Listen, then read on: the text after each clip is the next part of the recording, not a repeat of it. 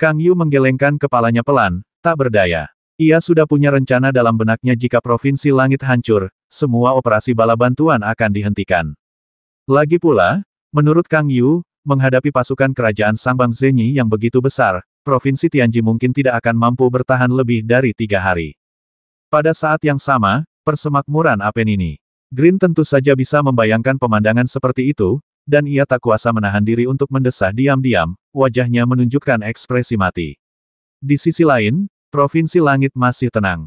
Apa yang sebenarnya terjadi di Provinsi Langit? Apa mereka tidak tahu kalau mereka dalam bahaya besar? Tanya Aurora lirih, wajahnya penuh kegugupan saat melihat gambar di layar cahaya. Green tidak berkata apa-apa, alisnya berkerut erat. Sebenarnya, percuma saja mengatakan apapun sekarang, ia hanya bisa menonton. Sebenarnya, Green sudah muak dengan perasaan tak berdaya ini. Dia sekarang benar-benar ingin menggunakan seluruh kekuatan Federasi Apenini untuk menghancurkan wilayah Federasi Beba baru. Faktanya, selama kelompok tempur kapal induk dapat bergegas ke Bintang Ibel, seluruh situasi akan berubah drastis, tetapi itu tidak terjadi. Di ruang kendali utama Liao Yuan, Shen Zongan duduk di kursi utama, mengenakan seragam komandan yang indah, dengan raut wajah yang angkuh. Ia tampak berusia 50-an, dengan kerutan di sekujur wajahnya. Janggut kuning muda di sekitar bibirnya tampak sangat tebal, dan ia mengenakan topi militer biru khas komandan di kepalanya. Namun di balik keagungan ini, tersirat sedikit ketidakpuasan. Untuk menyerang provinsi kecil seperti Skyrim, mereka justru mengirimkan satuan tempur kapal induk berpola sihir. Bahkan Shen Zongan merasa tak mampu kehilangan muka. Rasanya seperti mengirimkan belasan orang kuat untuk menyerang bayi berusia 6 bulan. Kalaupun dia menang, pertempuran ini tetaplah tidak akan gemilang. Meskipun dia sudah melihat seperti apa pertempuran sebelumnya di Provinsi Langit, yang disebut berdarah besi, dia tetaplah manusia biasa yang bahkan tidak memiliki petarung berpola sihir. Aku benar-benar tidak mengerti. Bagaimana mungkin Fan Jiaxi memimpin pasukannya musuh baru saja bertempur habis-habisan dan dikalahkan. Dia bahkan mengerahkan pasukan besar, mengirim gugus tempur kapal induk Liao Yuan jauh-jauh ke sini, hanya untuk menghadapi ras yang bahkan tidak memiliki setengah planet. Shen Zongan tak kuasa menahan diri untuk mengerutkan kumisnya, wajahnya penuh ketidakpuasan dan penghinaan. Jenderal Shen, harap tenang. Uskup ingin aman dengan bertindak langsung. Lagi pula, kerajaan Sangbang Zenyi tidak bisa lagi gagal, apalagi menunda. Jika terus seperti ini, mereka akan terjebak dalam kubangan pertempuran. Bagaimana denganmu anggap saja ini sebagai latihan dan jadikan rakyat Lord Daeron sebagai target hidup? Bukankah lebih baik Bian Sunan, komandan pasukan sekaligus jenderal yang sama, menasihati dengan ramah? Meskipun mereka adalah pelatih kepala yang sama, Bian Sunan juga sangat jelas bahwa dia masih junior dan tingkat daya dorongnya jauh tertinggal dari Shen Zongan yang terkenal. Shen Zongan melirik Bian Sunan yang fasih dan ramah, lalu tersenyum tenang. Ia tidak berkata apa-apa lagi.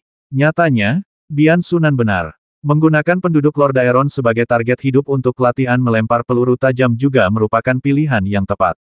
Jangan khawatir, dalam 3 hari, Provinsi Langit akan berubah menjadi lautan api tanpa segel Harrison. Berikan penjelasan kepada uskup dan biarkan dia melihat apa itu pasukan elit dan apa itu pasukan lemah. Aku tidak tahu bagaimana Zhang Sangjun mengatur pasukannya. Apakah dia menikmati anggur dan daging setiap hari? Jawab Shen Zongan dengan nada meremehkan.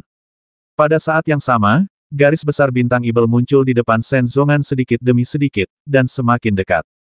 Berikan perintah. Setelah memasuki orbit bumi jauh Bintang Ibel, semua pejuang berpola sihir akan dikerahkan satu persatu untuk membombardir Provinsi Langit. Hancurkan semua kota besar mereka sesegera mungkin. Apa mereka tidak ingin mempertahankan rumah indah mereka? Aku ingin melihat bagaimana mereka akan mempertahankannya. Kali ini Shen Zongan menyipitkan matanya, memperlihatkan tatapan kejam, lalu memberikan perintah tersebut. Orang-orang jadi merasa mereka akan menghancurkan Provinsi Tianji tanpa bicara, dan sisanya akan menjadi urusan Bian Sunan. Kalau dia bahkan tidak bisa memanen jagung, apa gunanya mempertahankannya? Dengan kedatangan Liao Yuan yang sangat besar, satelit pola ajaib yang ditempatkan oleh Provinsi Tianji di orbit Bintang Ibel secara alami akan menjadi yang pertama mengetahuinya. Saat ini, Xiao Hong sedang berada di Aula Raja David. Di kedua sisi Xiao Hong terdapat anggota Ksatria Pemakaman, serta anggota utama seperti Flamingo dan Qiao Lin Shen. Dibandingkan dulu, saat Loris berkuasa, tempat ini kacau balau, tetapi sekarang Aula Raja David benar-benar sunyi. Kecuali Xiao Hong berbicara, tak seorang pun di sini berani bicara sepatah kata pun. Meskipun Xiao Hong baru naik tahta kurang dari sebulan, ia telah berhasil mengintimidasi semua orang dengan auranya yang kuat dan otoritas Harrison. Tak seorang pun merasa tidak puas dengan kenaikan tahta Xiao Hong. Karena mereka telah merasakan aura agung Harrison dari Xiao Hong. Di layar cahaya di tengah aula Raja David, ada serangkaian informasi tentang kedatangan Liao Yuan di kehampaan. Menatap raksasa yang panjangnya lebih dari 10.000 meter yang perlahan ditambatkan di orbit jauh bintang Ibel, mata Xiao Hong masih penuh dengan ketenangan, tanpa kebingungan atau kepanikan, memberi orang perasaan laut dalam yang tenang. Pada saat ini, ekspresi seperti itu juga dapat memberikan orang lain rasa aman sepenuhnya, dan mereka selalu merasa bahwa Xiao Hong masih memiliki banyak cara untuk membawa Lord Daeron keluar dari kesulitan. Tuan Qiao, bagaimana persiapan sistem pertahanan udara Steel Dome? Tanya Xiao Hong sambil mengalihkan pandangannya yang tenang ke arah Qiao Linshen. Yang mulia, tujuan yang diharapkan telah tercapai. Pembangunan sistem dan pengisian ulang rudal telah selesai dan dimulai. Langkah selanjutnya adalah memperkuat dan memperluas ke seluruh penjuru bintang Ibel. Qiao Linshen menanggapi kata demi kata, nadanya penuh dengan rasa hormat yang tak terhingga. Bagaimana pertempuran selanjutnya akan berkembang sepenuhnya tergantung padamu, kata Xiao Hong lagi. Saya yakin, jawab Qiao Linshen. Bagus sekali, perintahkan semua pasukan untuk dikerahkan sesuai rencana yang telah direncanakan. Xiao Hong memberi perintah. Pada saat yang sama, melihat seluruh provinsi langit, semua anggota non-tempur telah dipindahkan ke gua-gua serangan udara yang digali, dan pasukan tersebar di pegunungan dan hutan sambil menjaga dukungan timbal balik, dan semua persiapan dilakukan secara diam-diam. 1 jam kemudian, saat kapal induk berpola ajaib Liao Yuan yang besar membuka semua pelabuhan peluncuran pesawat tempur, saat berikutnya, ribuan pesawat tempur dan drone berpola ajaib diluncurkan dari Liao Yuan yang besar. Melihat sekeliling, semuanya tampak seperti lebah pekerja yang meninggalkan sarangnya. Pada gelombang serangan pertama, 1.500 pesawat tempur berpola sihir dan 3.000 drone dikerahkan, bersiap untuk putaran serangan yang akan menjerumuskan Skyrim ke dalam lautan api. Melalui layar cahaya, saya melihat sejumlah besar pejuang pola sihir yang sangat canggih yang telah memenuhi atmosfer bintang Ibel dan bergegas menuju Provinsi Langit. Seluruh jagat raya Tiger tiba-tiba terasa jauh lebih tenang. Mereka kurang lebih mulai memahami situasi Skyrim saat ini, tetapi sekeras apapun mereka mencoba, mereka tidak tahu bagaimana cara menghentikannya tanpa segel Harrison. Penduduk Lord Daeron memang berani, begitu beraninya sehingga kerajaan Sangbang Zenyi pun sedikit kewalahan. Namun, seberani apapun mereka tak mampu menahan gempuran pesawat tempur berpola sihir di atas kepala. Begitu semua fasilitas kehidupan di Skyrim terputus, meninggalkan mereka tanpa rumah dan makanan, mereka secara alami akan layu dalam waktu singkat, dan melihat rerun dewa di belakang mereka, tekad mereka akan sangat berkurang. Dengan analisis seperti itu, banyak orang yang cenderung mendukung ras Lord Daeron mau tidak mau mengungkapkan sedikit kesedihan. Mereka berjuang keras untuk bertahan hingga saat ini, tetapi pada akhirnya mereka pasti akan membayar harga kehancuran. Sungguh disayangkan dan menyedihkan.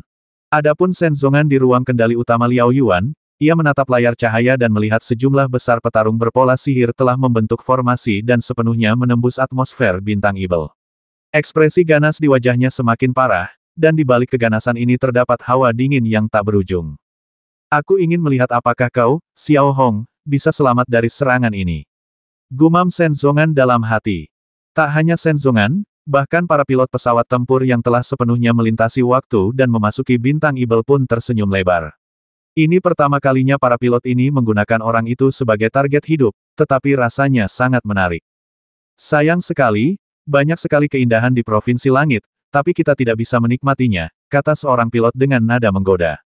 Sepertinya ia tidak akan pergi berperang, melainkan misi pelayaran biasa. Namun, tepat ketika para pilot yang terbang tinggi melintasi langit negara agung, mereka tiba-tiba menyadari bahwa di dataran kurang dari 20 km dari garis pertahanan Rema, sudah terdapat hutan kayu pancang.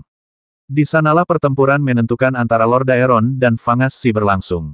Hutan-hutan itu tampak seperti batu nisan, tetapi jika dilihat lebih dekat, lebih dari 10.000 kayu pancang ini telah membentuk sebuah kata yang sangat besar, dan kata itu adalah kematian. Membentuk kata kematian di darat tidak diragukan lagi merupakan peringatan dan provokasi yang mendalam bagi pilot Sangbang, karena hanya pilot yang dapat mengenali kata-kata seperti itu dengan jelas. Sudah begini, dan kau masih berani memprovokasi kami, tunggu saja bagaimana kau akan mati, kata salah satu pilot dengan nada bengis, pikirannya yang tadinya santai kini dipenuhi amarah. Hal yang sama berlaku untuk pilot-pilot lainnya. Bahkan ketika mereka hampir mati, mereka tetap mempertahankan sikap tegar. Kami Kuni Shinichi Kuni paling membenci orang-orang seperti itu. Karena Provinsi Skyrim berada di ambang kehancuran dan masih ingin menunjukkan sikap tegas, kita hanya bisa membantu mereka. Kita harus bertindak tanpa ampun dan mengubah Provinsi Skyrim menjadi lautan api. Komandan penerbangan Manley memberi perintah kepada pesawat tempur berpola sihir di belakangnya. Detik berikutnya, hampir 5.000 pesawat tempur dan drone berpola sihir memasuki langit di atas Provinsi Langit.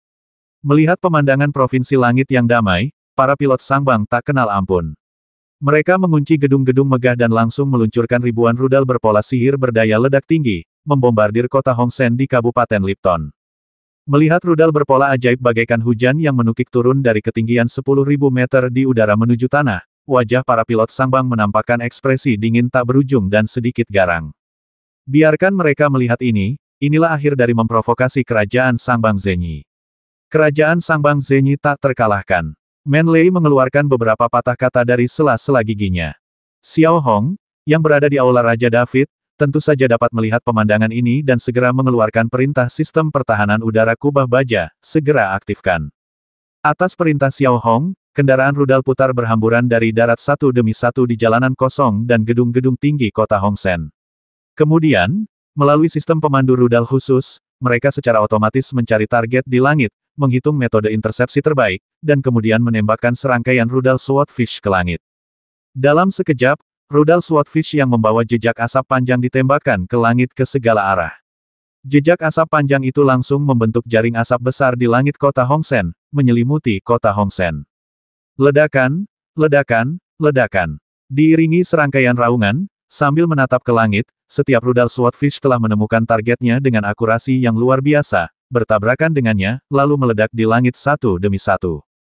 Dalam sekejap, langit di atas kota Hongsen berkobar dengan cahaya dari rudal yang meledak, menyambar langit di ketinggian 1.500 meter, bagaikan kembang api yang meriah. Saat cahaya meledak, air olahan khusus yang tersimpan di dalam rudal Swordfish menguap lalu mengembun, membentuk awan kabut. 8.000 rudal berjadewa bagai hujan deras. Tak satu pun mengenai sasaran, tak satu pun mendarat di darat, 100% intersepsi. Dalam sekejap, seluruh Tiger Universe menjadi sunyi senyap. Orang-orang yang awalnya berceloteh dan meratapi kehancuran Provinsi Skyrim semuanya telah terdiam. Melihat layar cahaya, yang menunjukkan lebih dari 8.000 rudal berjadewa seperti hujan badai, semua orang berpikir bahwa kota yang indah di Provinsi Langit akan dihancurkan oleh perang. Akan tetapi, tidak seorang pun menyangka bahwa Provinsi Langit yang sebelumnya rendah hati akan menggunakan metode yang demikian rendah hati untuk membuat 8.000 rudal ini kembali dengan tangan kosong. Tidak ada suara gemuruh atau tembakan yang mencolok, tidak ada serangan yang luar biasa, tetapi secara sederhana dan tanpa prasangka, krisis tersebut terselesaikan sepenuhnya. Sesaat, hampir semua orang yang menatap layar terbelalak lebar, rahang ternganga, hampir mengenai kaki. Mereka semua tercengang. Kamu bisa mengatasinya, kamu bercanda. Sulit untuk mengatakannya sekarang. Bukankah mereka bilang Lord Aeron sudah hancur sebelumnya tapi Xiao Hong membalikkan keadaan. Xiao Hong memang orang seperti itu. Asal kita tidak mendorongnya sampai terjun bebas, meskipun hanya kelingkingnya yang tersangkut di tebing, kita bisa membiarkannya memanjat keluar. Orang-orang dari Tiger Universe menatap layar cahaya dengan linglung dan berkata dengan sedikit mati rasa. Tak hanya orang-orang di alam semesta harimau, bahkan Kang Yu, yang duduk di singgasana, tak kuasa menahan diri untuk tidak mengernyitkan bibir ketika melihat pemandangan di layar cahaya. Benar saja, intersepsi semacam ini memang tidak spektakuler atau mengesankan, tetapi kepraktisannya sungguh mengagumkan.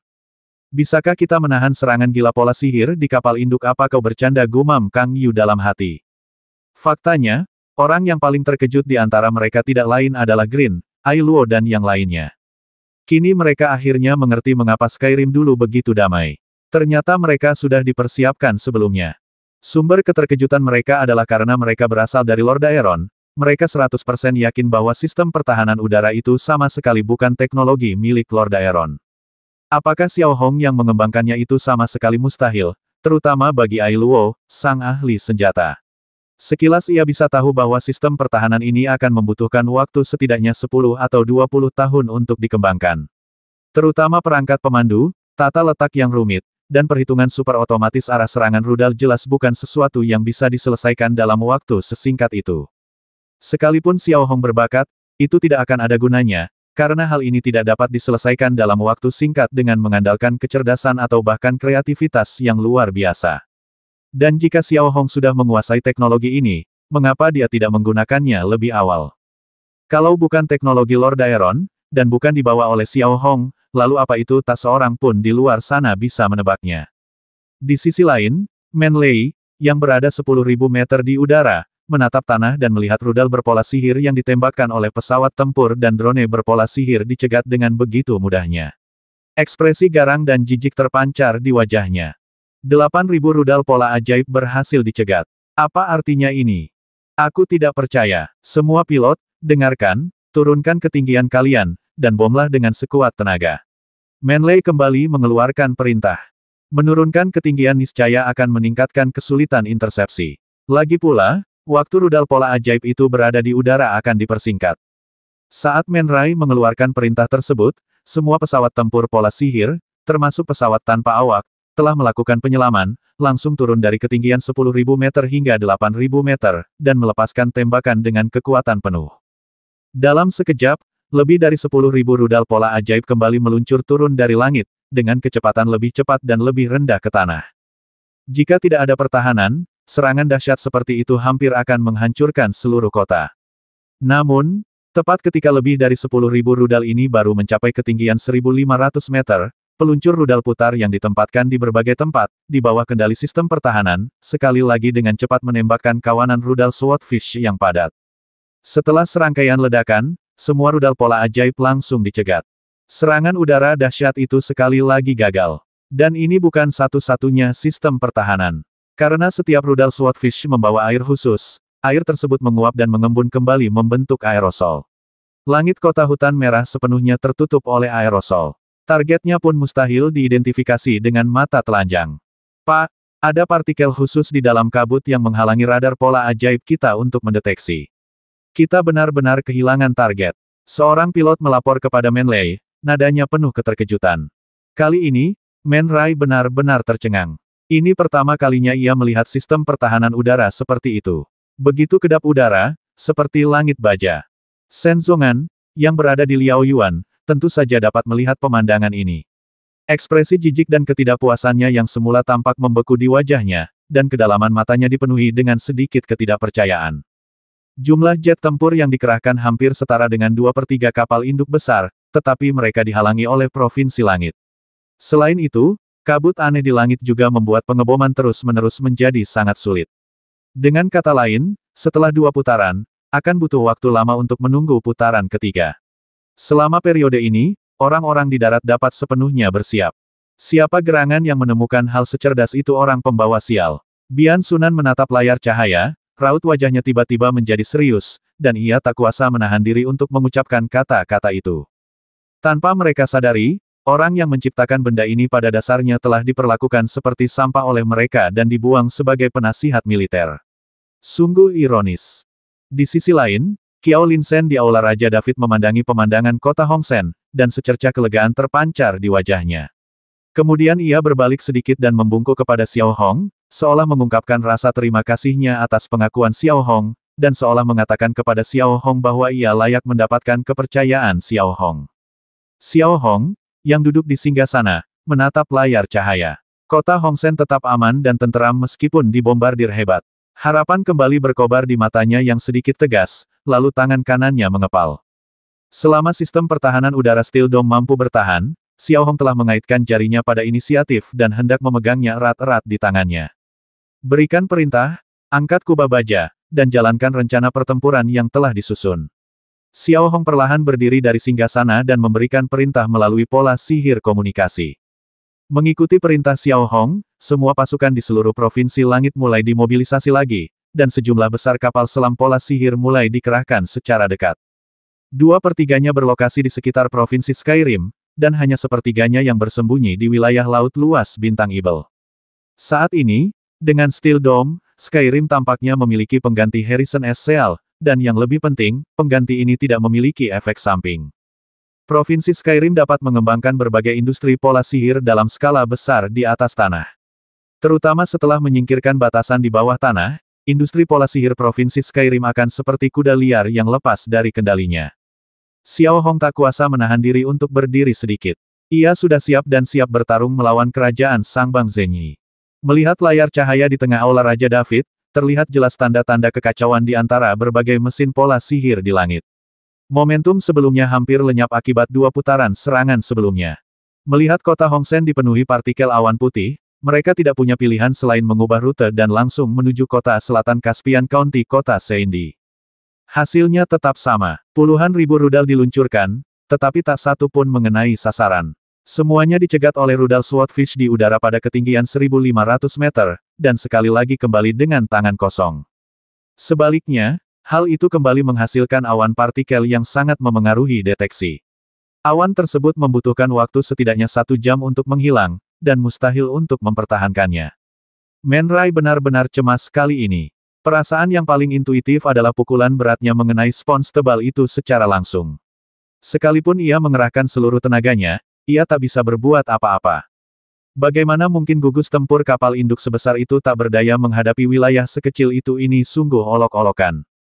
Perintahkan drone untuk melakukan pengeboman di ketinggian sangat rendah. Manley benar-benar cemas saat itu dan langsung memberi perintah. Mengikuti perintah Manley, 100 drone menurunkan ketinggiannya satu demi satu, hampir menyentuh tanah, dan langsung melesat menuju kota Seindi. Ledakan, ledakan, ledakan. Akan tetapi, tepat saat drone memasuki langit di atas kota Seindi, sebelum 100 drone dapat meluncurkan rudal pola ajaib, drone tersebut langsung diperlakukan sebagai rudal pola ajaib dan dicegat secara langsung, bersih dan rapi, tanpa embel-embel apapun. Selama Anda mencapai ketinggian 1.500 meter, langit di atas semua kota akan tampak seperti langit baja yang tidak dapat diatasi. 2 jam penuh berlalu, dan kelompok tempur Liao Yuan sama sekali tidak berdaya di bawah sistem pertahanan udara Steel Dome. Awalnya masih oke, karena momentumnya masih ada, tapi sekarang semua momentum dan ketajamannya sudah benar-benar habis, dan tidak ada lagi ketertiban. Kita hanya bisa berpindah dari satu kota ke kota lain, mengebom kiri dan kanan, pada dasarnya seperti menyalakan kembang api. Kemudian, yang membuat pilot-pilot Sang Bang amat marah adalah ketika penduduk Lord Daeron di kota Skyrim keluar begitu saja dari tempat perlindungan serangan udara, lalu hanya menatap ke langit, diam-diam memandangi bola cahaya terang yang terbentuk akibat ledakan itu, seolah-olah mereka tengah menyaksikan pertunjukan kembang api. Tak ada sedikit pun rasa takut di wajahnya. Bahkan di bawah gedung yang bergerak, anak kecil dalam gendongannya melambai ke langit, seolah berharap angkatan udara Sang Bang akan menjatuhkan beberapa bom lagi. Sungguh memalukan. Pilot kapal induk pada dasarnya adalah pilot paling elit di suatu negara dan bisa disebut es. Namun saat ini, sepasang mata dan anak-anak berusia beberapa tahun itu melambai ke langit, pemandangan seperti itu hanyalah ejekan besar dan aib tak berujung bagi para pilot. Warga sipil di darat tidak lagi takut pada mereka. Adakah yang lebih memalukan dari ini? Yang membuat para pilot semakin malu adalah mereka terjebak dalam dilema. Bagaimana mereka bisa maju dari perspektif saat ini? Mereka hanya akan membuang-buang amunisi. Mundur akan memalukan. Sebuah kapal induk raksasa sedang mendekat dengan momentum seperti itu. Mereka akan kembali dengan malu, berniat memusnahkan para Lord Daeron, tetapi kembali tanpa luka sedikit pun. Bagaimana mereka bisa mempertahankan martabat mereka? Brengsek, Manley sudah agak jengkel. Ia secara acak memilih arah dan meluncurkan rudal pola ajaib. Ledakan. Detik berikutnya, rudal berpola sihir yang tidak berbahaya ini juga dicegat tanpa ampun. Singkatnya, jangan pernah berpikir tentang rudal berpola sihir yang mendarat di Provinsi Langit. Shen Zongan, yang sedang duduk di ruang kendali Liao Yuan, tentu saja dapat melihat semua pemandangan di atas Provinsi Tianji dengan jelas. Ekspresi wajahnya yang ungu gelap berubah-ubah, dipenuhi amarah dan rasa malu, serta keterkejutan yang tak berkesudahan.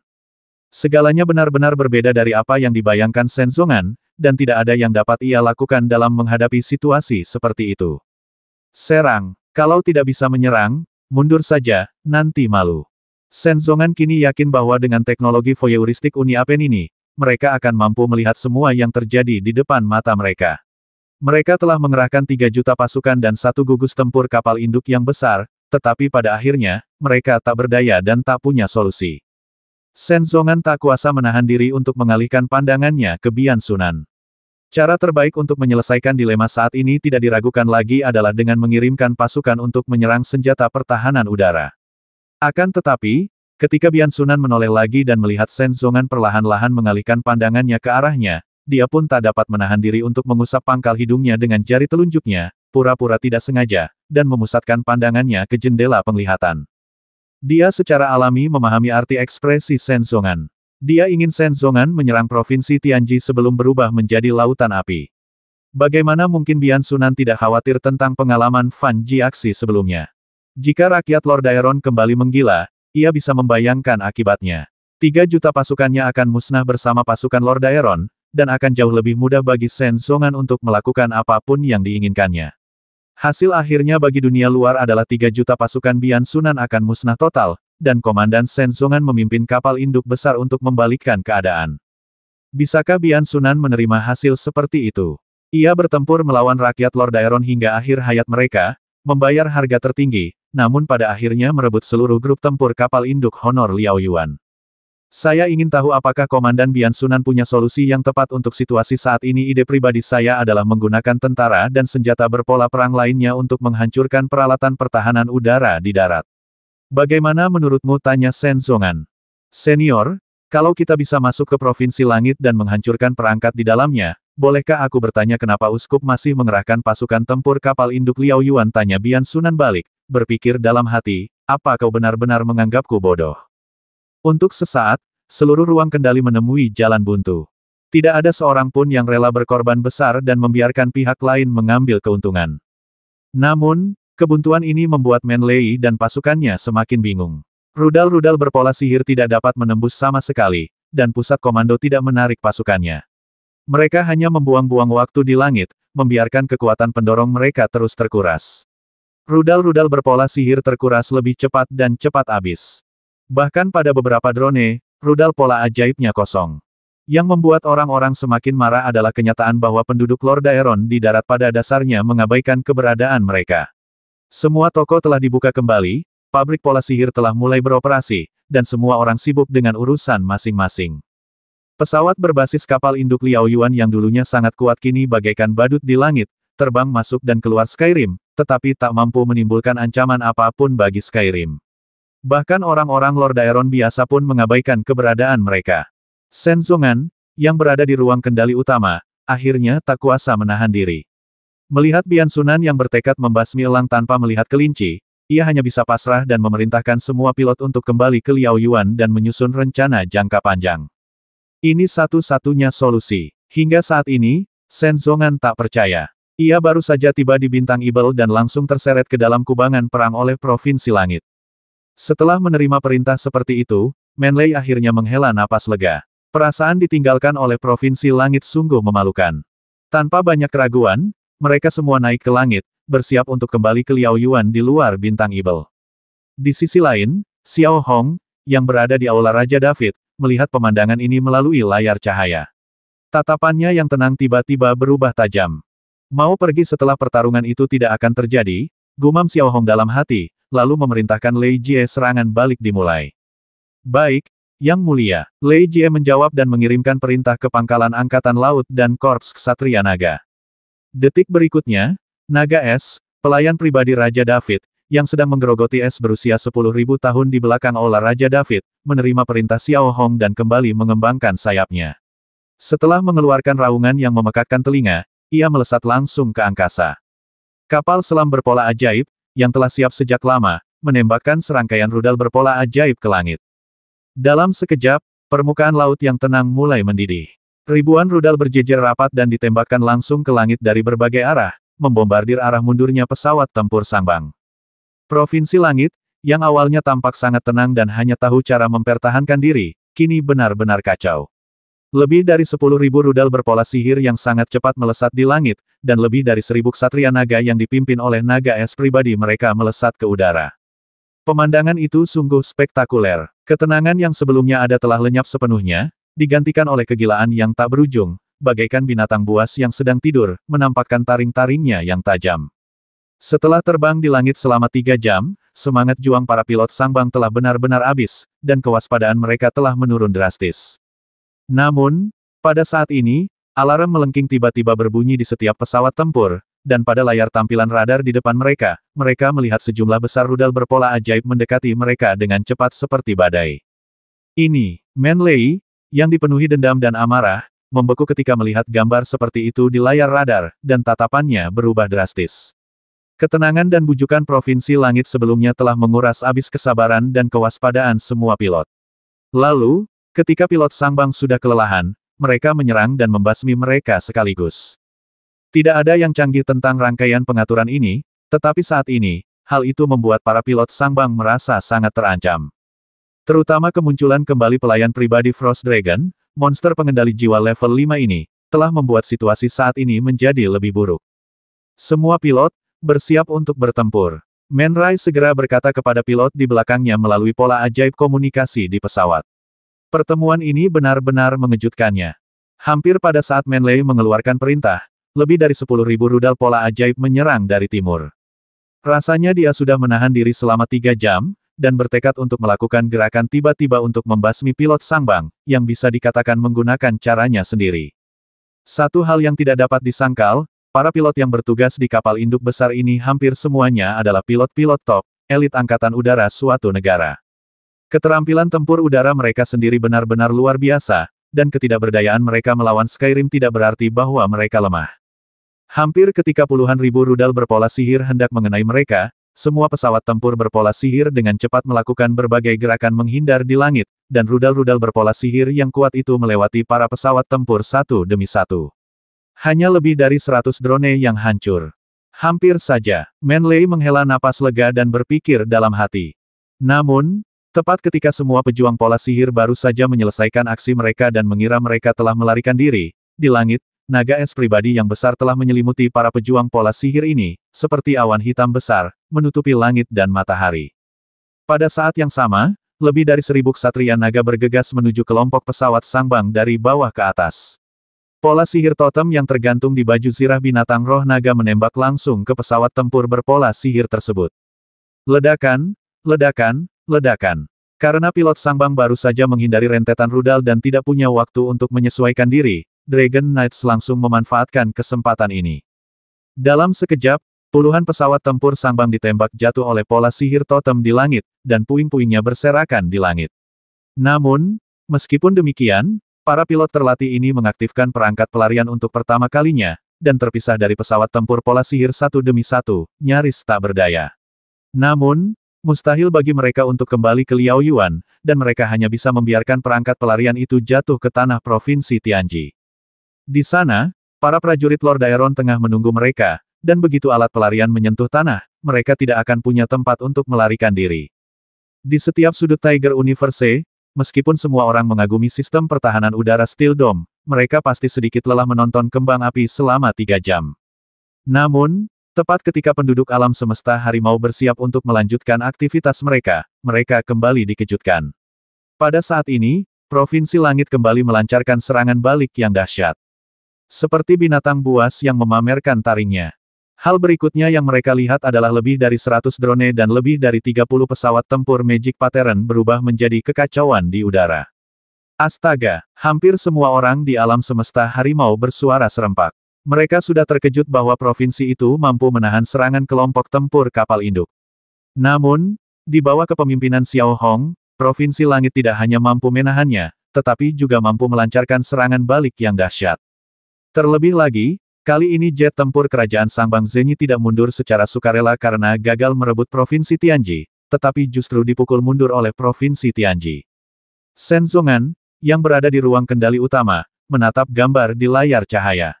Ekspresi wajahnya perlahan membeku, dan wajahnya yang kemerahan memucat dengan kecepatan yang terlihat oleh mata telanjang.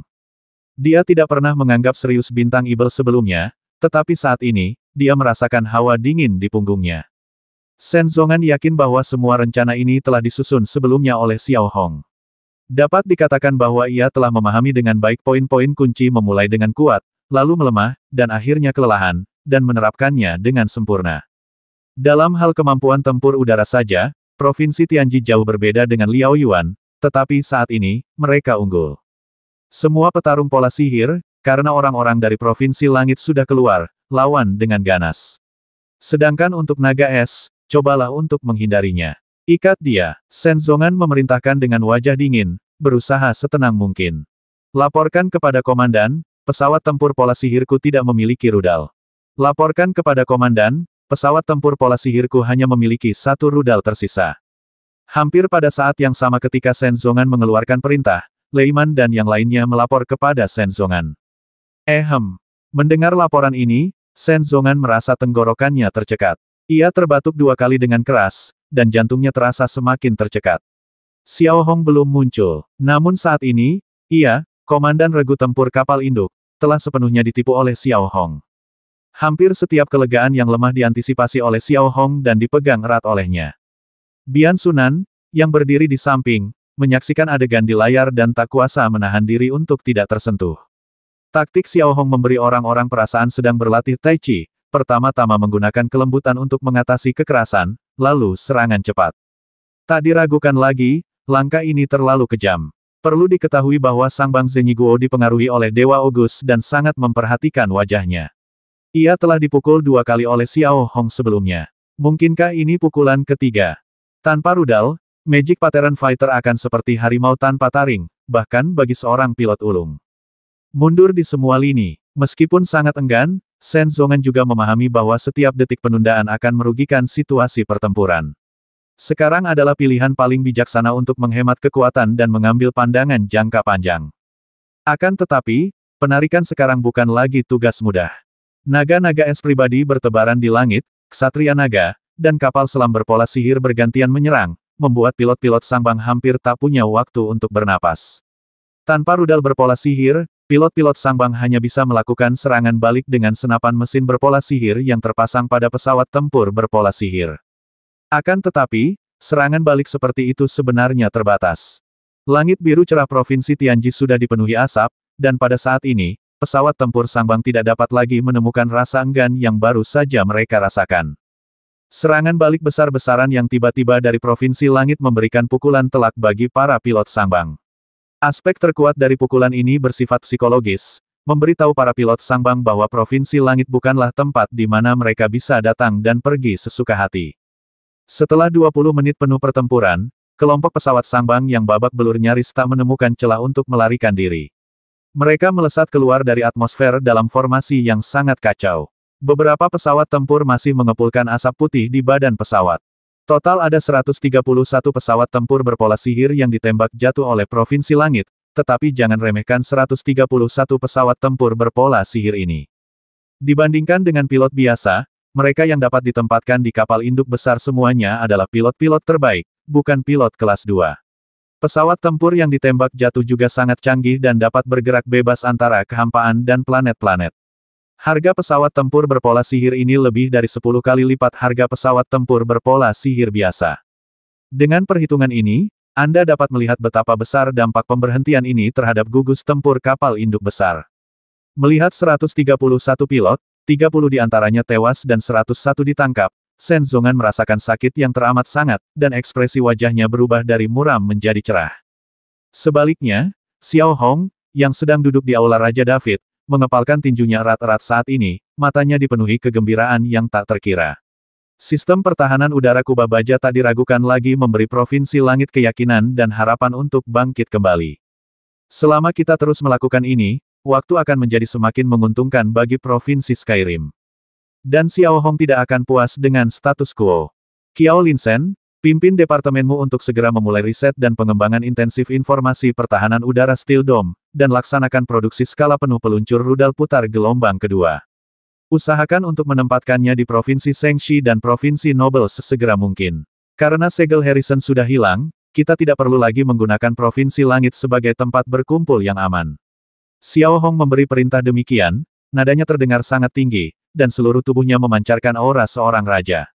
Terutama memenangkan pertempuran ini lagi telah memberi Xiao Hong kepercayaan diri yang cukup. Xiao Hong sangat yakin bahwa Lord Daeron dapat bertahan hidup. Menjelang pukul 6 sore, Provinsi Langit kembali memasuki periode perkembangan yang pesat. Di wilayah barat Kabupaten Caspian, banyak pabrik pola ajaib mulai aktif didirikan. Pangkalan Angkatan Laut juga terus berkembang dan mulai melakukan penelitian dan pengembangan dalam berbagai aspek. Tanpa kendala Harrison S. Seal, efisiensi produksi Skyrim telah ditingkatkan secara belum pernah terjadi sebelumnya. Produksi rudal berpola ajaib saja telah meningkat 3 kali lipat, dan tank berpola ajaib, kapal perang berpola ajaib, dan jet tempur berpola ajaib juga sedang dalam pengembangan aktif. Di Laut Pedalaman Risgan dan bahkan di Samudra Merah, setelah penguasa air menyelesaikan misi pasokannya, ia juga akan membawa kembali sejumlah besar material untuk mengisi kembali pertempuran di Skyrim. Sementara itu, di Liaoyuan yang luas, situasinya berbeda. Dengan hilangnya 131 pilot dan pesawat tempur berpola sihir antar bintang, moral para pilot anjlok, meninggalkan mereka dengan trauma psikologis yang hebat. Shen Zongan, Bian Sunan, dan para jenderal penting lainnya di ruang kendali utama juga kebingungan. Biksu langit kecil itu benar-benar membuat mereka bingung. Dari perspektif saat ini, cara terbaik untuk menghadapi provinsi langit tidak diragukan lagi adalah bom lubang hitam berpola ajaib, tetapi begitu kerajaan Sangbang Zenyi menggunakan benda ini di bawah hidung alam semesta harimau, Federasi Apenin akan menggunakannya dan Federasi Gadu juga akan menggunakannya. Kalau begitu, kita tinggal menunggu kiamat saja, tidak akan ada seorang pun yang selamat. Rudal berkekuatan tinggi konvensional yang diledakkan pada ketinggian 1.500 meter tidak akan menimbulkan dampak yang terlalu besar. Paling-paling, hanya akan merobohkan beberapa rumah, yang tidak cukup untuk menutupi biayanya. Untuk sementara waktu, kerajaan Sangbang Zenyi yang bermartabat terseret ke dalam rawa perang oleh tangan besar Xiao Hong.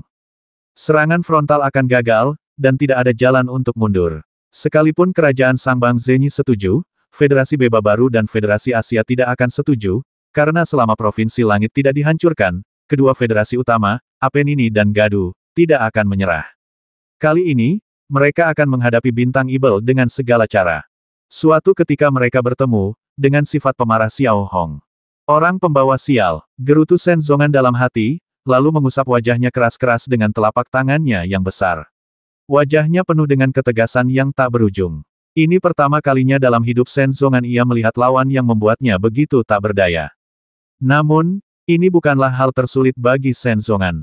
Di Boeing Star, ia mengetahui bahwa kelompok tempur kapal induk Liaoyuan berhasil dipukul mundur oleh Xiao Hongyi pada serangan pertamanya. Wajah Hai Tingjia, yang awalnya tampak buruk, berubah muram dan ia menggebrak meja dengan keras. Apa-apaan Shen Zongan dan Bian Sunan tak masalah jika kelompok tempur kapal induk sebesar itu gagal merebut provinsi Tianji secepat mungkin, tapi bagaimana dengan ini mereka tidak hanya gagal mendapatkan keuntungan, tetapi mereka sendiri juga menderita kerugian besar. Sungguh memalukan. Hai Tingjia menggebrak meja lagi dengan wajah garang. Yang lainnya terdiam, tetapi mata mereka dipenuhi keheranan. Dari informasi yang dikirim Shen Zongan, mereka dapat dengan jelas melihat efek luar biasa kubah baja dalam pertempuran. Kubah itu tidak indah, tetapi sederhana dan praktis. Siapapun yang bisa merancang hal seperti itu jelas bukan orang biasa, tapi siapa dia? Plato menyipitkan matanya sedikit, nadanya penuh desahan. Saya yakin tak seorang pun yang hadir di sini akan mengira bahwa orang ini telah diberhentikan langsung oleh Lembaga Penelitian dan Pengembangan Negara Sangbang Zenyi. Aku tidak peduli siapa perancangnya sekarang.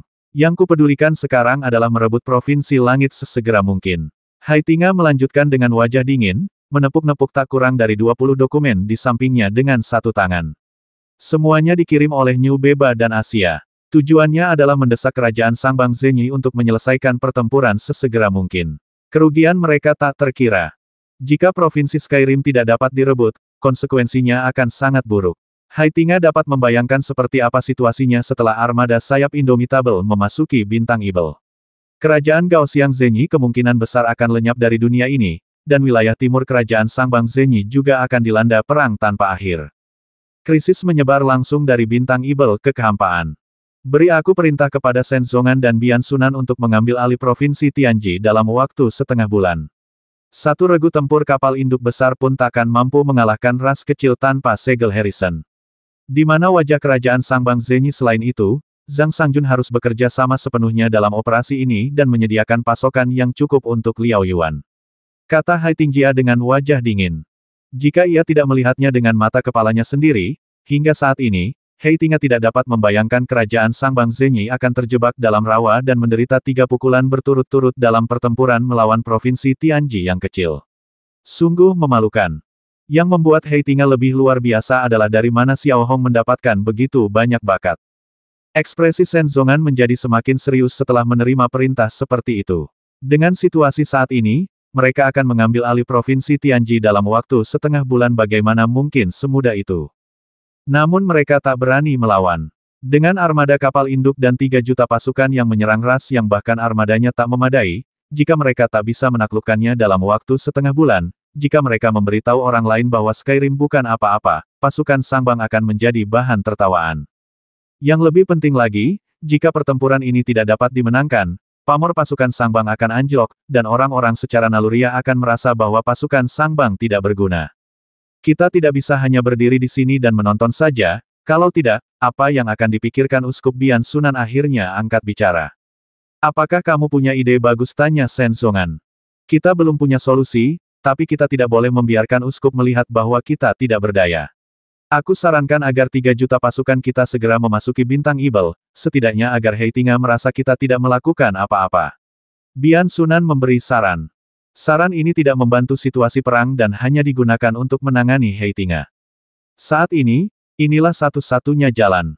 Setelah memasuki Bintang Ibel, mungkin kita bisa menemukan kelemahan Provinsi Langit dengan lebih baik. Shen Zongan berpikir sejenak dan berkata, inilah satu-satunya jalan keluar.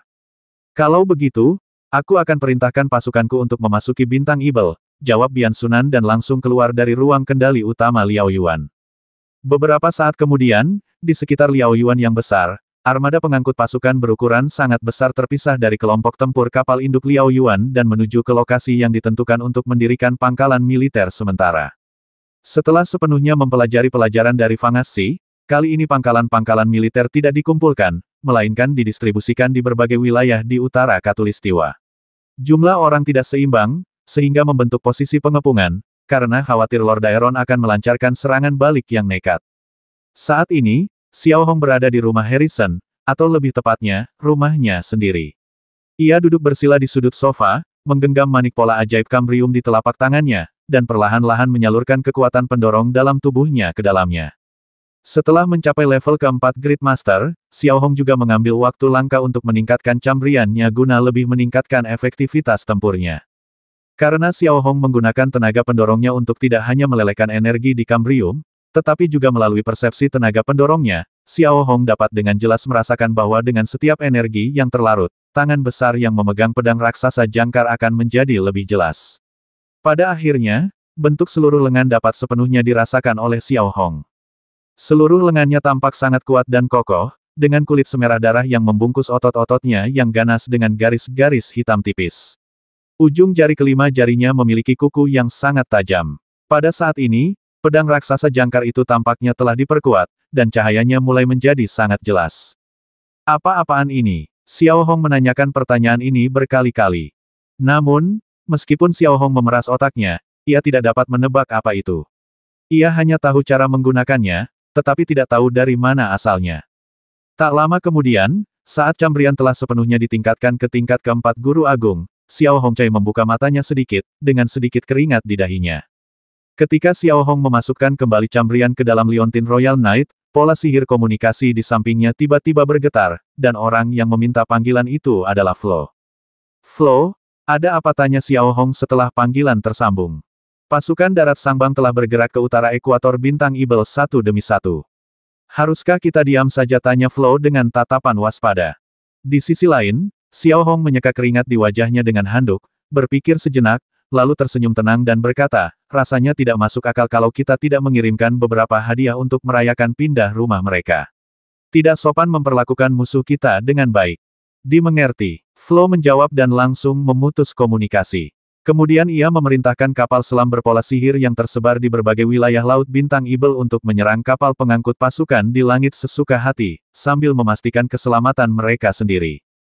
Saat perintah dikeluarkan, kapal selam pola ajaib yang tersebar di berbagai wilayah laut diam-diam melakukan berbagai pemindaian langit. Pada saat ini, selain puluhan kapal pengangkut pasukan besar di langit, ada juga kapal pengangkut pasukan berpola sihir berukuran kecil dan sedang yang tak terhitung jumlahnya, semuanya jatuh ke berbagai lokasi di Bintang Ibel. Meskipun ada pejuang pola sihir yang mengawal di semua sisi, masih mustahil untuk mencakup semuanya. Tanpa jeda, Long Reach, yang terbenam di atas permukaan laut, mengunci targetnya masing-masing dan kemudian menembakkan rudal pola ajaib ke langit secara serempak. Permukaan laut yang tenang tiba-tiba berubah tanpa peringatan apapun, dan rentetan rudal berpola ajaib ditembakkan langsung ke langit, menyerang kapal selam berpola ajaib dengan pengawalan terlemah. Tidak banyak rudal yang ditembakkan, hanya satu atau dua sesekali, dan mereka akan pergi setelah ditembakkan tanpa gangguan.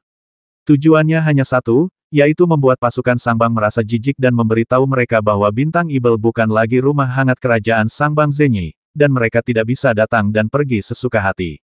Tanah hampa dan Bintang Ibel bukan lagi jalan mulus bagi pasukan Sangbang. Dapat dikatakan bahwa pukulan semacam ini terhadap psikologi musuh jauh lebih hebat daripada pukulan terhadap kapal pengangkut pasukan. Untuk sesaat, pasukan Sangbang di kapal pengangkut pasukan melihat melalui jendela bidik di luar kapal pengangkut pasukan dan melihat rudal berpola ajaib dicegat di udara oleh jet tempur berpola ajaib. Ekspresi mereka menjadi sangat rumit. Pada awalnya, gelombang pertama pasukan Sangbang yang memasuki Bintang Ibel mengira mereka dapat menaklukkan Provinsi Langit dalam satu serangan, tetapi mereka dikalahkan, dan Fan Jiaxi bahkan lebih buruk keadaannya. Kini, melihat permukaan laut yang tenang, rudal-rudal ditembakkan dari waktu ke waktu, menimbulkan ancaman bagi mereka. Secara samar, para prajurit Sangbang sudah dapat merasakan bahwa setelah setiap serangan pasukan Sangbang, Provinsi Tianji yang tak terkalahkan semakin kuat dengan kecepatan yang terlihat oleh mata telanjang, dan pasukan Sangbang semakin sulit diserang. Saat ini, memasuki Bintang Ibel sungguh mengancam jiwa. Perasaan yang paling intuitif adalah bahwa wilayah yang dikuasai Provinsi Langit terus meluas, bagaikan binatang buas yang terus-menerus bangkit dari kelemahan, dan aura pembasminya perlahan memancar. Gemuruh. Tepat ketika para prajurit Sangbang memasuki Bintang Ibel secara berkelompok, sebuah kapal pengangkut pasukan pola ajaib yang kecil akhirnya tak mampu menahan gelombang demi gelombang serangan mendadak dari kapal selam pola ajaib. Perut kapal dihantam keras oleh rudal berdaya ledak tinggi jarak jauh. Dalam sekejap, perut kapal pengangkut pasukan itu penuh dengan pecahan dan menyulut api yang berkobar. Kapal pengangkut pasukan yang terbang dengan stabil itu mulai miring dan jatuh ke tanah. Sekoci-sekoci penyelamat sudah mulai bergerak satu demi satu dan tampak berantakan.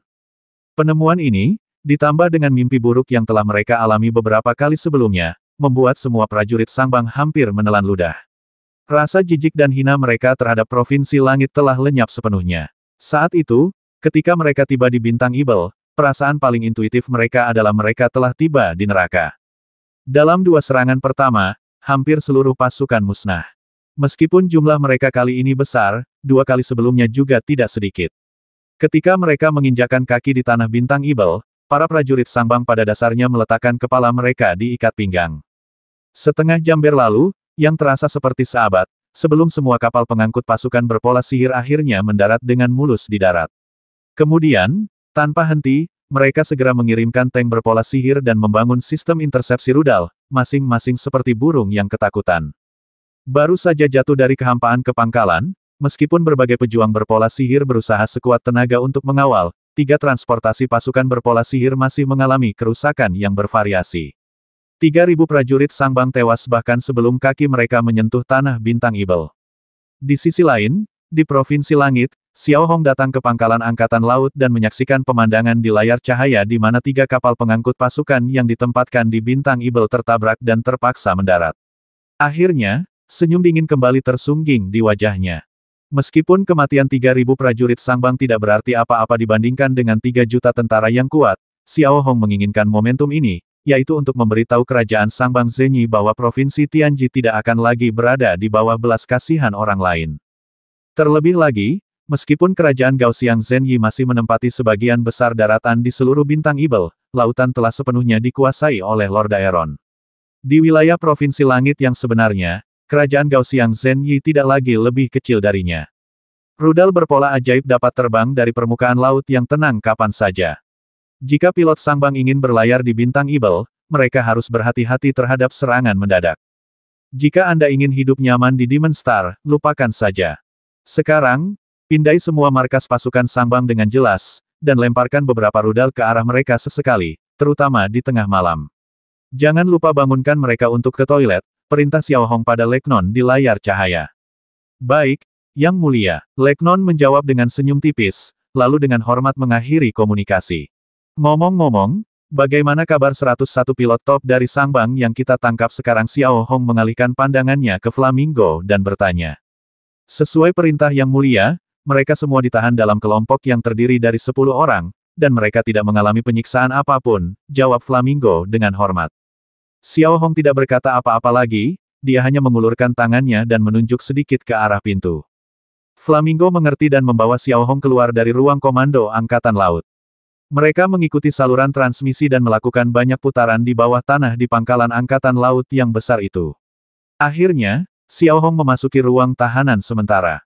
Seluruh ruang tahanan tawanan perang berbeda dari ruang tahanan sederhana di Gao Xiangzenyi Guo. Setiap kamar terbuat dari paduan mikron dan dilengkapi dengan tempat tidur yang tertata rapi, spray putih, permukaan tempat tidur datar, dan lampu pola ajaib yang terang. Bahkan makanan dan perlengkapannya sama persis dengan milik prajurit Lord Daeron, nasi putih lembut dan ikan laut yang lezat.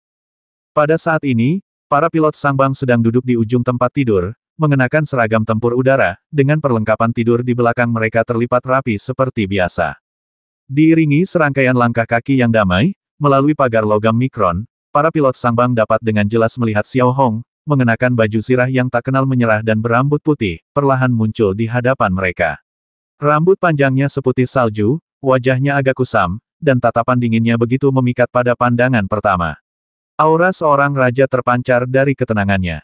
Melihat penampilan Xiao Hong, mata setiap pilot Sangbang bergerak sedikit. Ekspresi mereka yang awalnya tenang tiba-tiba menjadi waspada, dan mereka tak kuasa menahan diri untuk berdiri dan menatap Xiao Hong. Mereka tahu betul bahwa kemunculan Xiao Hong tampaknya menentukan nasib mereka. Saya datang ke sini hari ini hanya untuk mengetahui bahwa Lord Daeron sedang aktif mengembangkan pesawat tempur berpola sihirnya sendiri, dan kalian semua adalah pilot-pilot terbaik dari Sangbang True Writers Nation.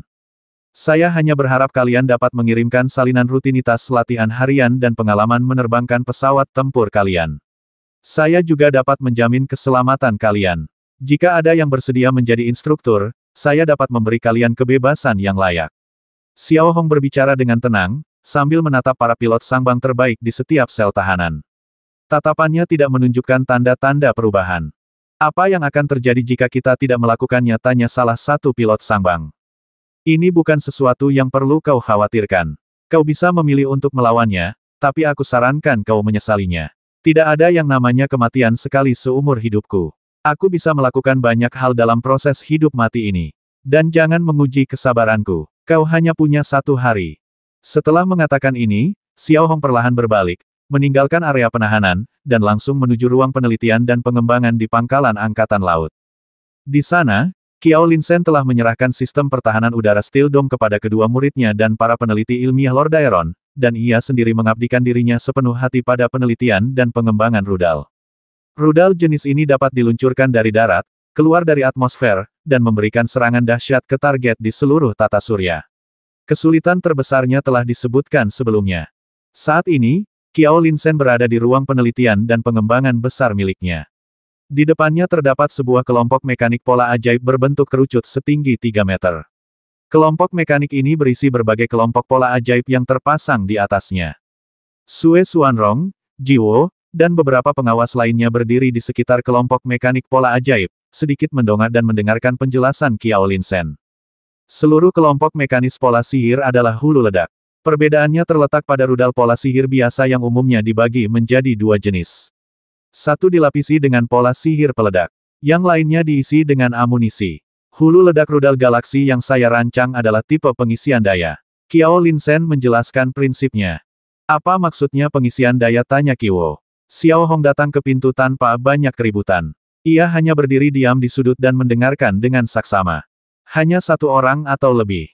Tenaga penggerak disuntikkan ke dalam hulu ledak, seperti tangki penyimpanan tenaga penggerak kapal perang berpola sihir. Tenaga penggerak yang tersimpan dapat dipertahankan selama 3 hari, dan kekuatannya akan lebih dari 6 kali lipat rudal dengan ukuran yang sama. Dan tidak perlu khawatir dengan kekurangan sebelumnya. Hulu ledak dapat dipasang dengan sedikit modifikasi pada rudal jarak jauh, jawab Qiao Linsen, wajahnya penuh percaya diri. Di sini, ada banyak sekali talenta penelitian ilmiah yang dengan sepenuh hati membantunya, dan kemajuan penelitian serta pengembangannya sangat pesat. Selain itu, setelah melihat informasi tentang rudal jarak jauh, ia semakin gembira. Terutama Sue Xuanrong, salah satu dari 6 pengendali jiwa, datang membantunya secara langsung, yang membuat Qiao Linsen tersanjung. Biaya produksinya pasti sangat tinggi, kan, tanya Sue Xuanrong, matanya terus-menerus mengamati hulu ledak rudal galaksi di depannya. Strukturnya cukup baru, benar-benar mendobrak konsep rudal konvensional, terutama penyimpanan dayanya. Semakin tinggi daya keluarannya, semakin kuat pula dayanya. Biayanya mungkin sekitar 200 kali lipat biaya rudal biasa dengan ukuran yang sama. Namun, biayanya cukup tinggi pada tahap awal penelitian dan pengembangan hal baru apapun. Seiring dengan semakin matangnya teknologi, biayanya akan turun secara alami. Terlebih lagi, kami sekarang berada dalam tahap penelitian dan pengembangan. Qiao Linsen menanggapi dengan sangat tenang. Aku punya pertanyaan lain. Xiao Hong, yang sedari tadi diam, tiba-tiba angkat bicara. Saat Xiao Hong berbicara, kerumunan yang penuh perhatian memperhatikan Xiao Hong di sudut.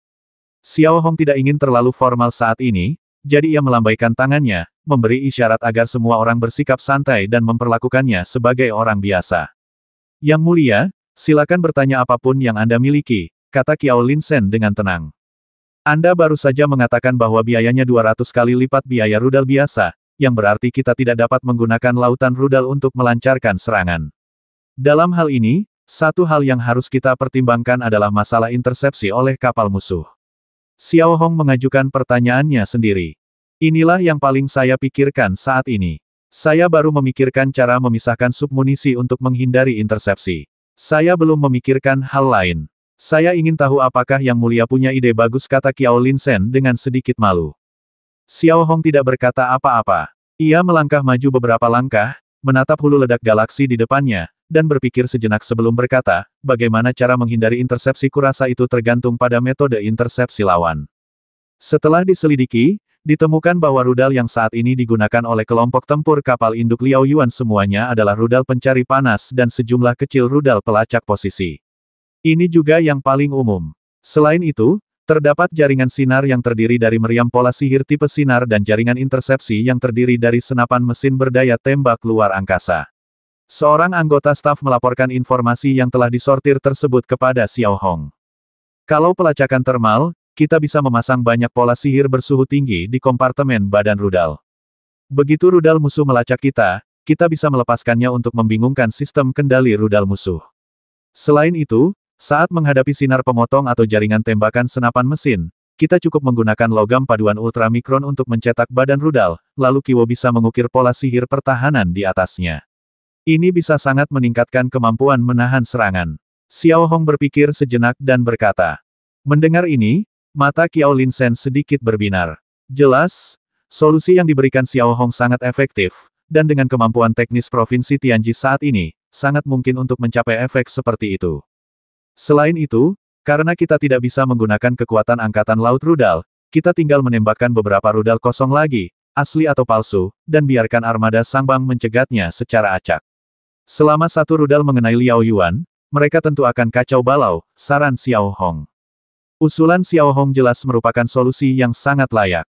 Jika semuanya berjalan lancar, berapa banyak yang harus kita buat, tanya Qiao Linsen lagi. Kalau begitu, 7 saja sudah cukup.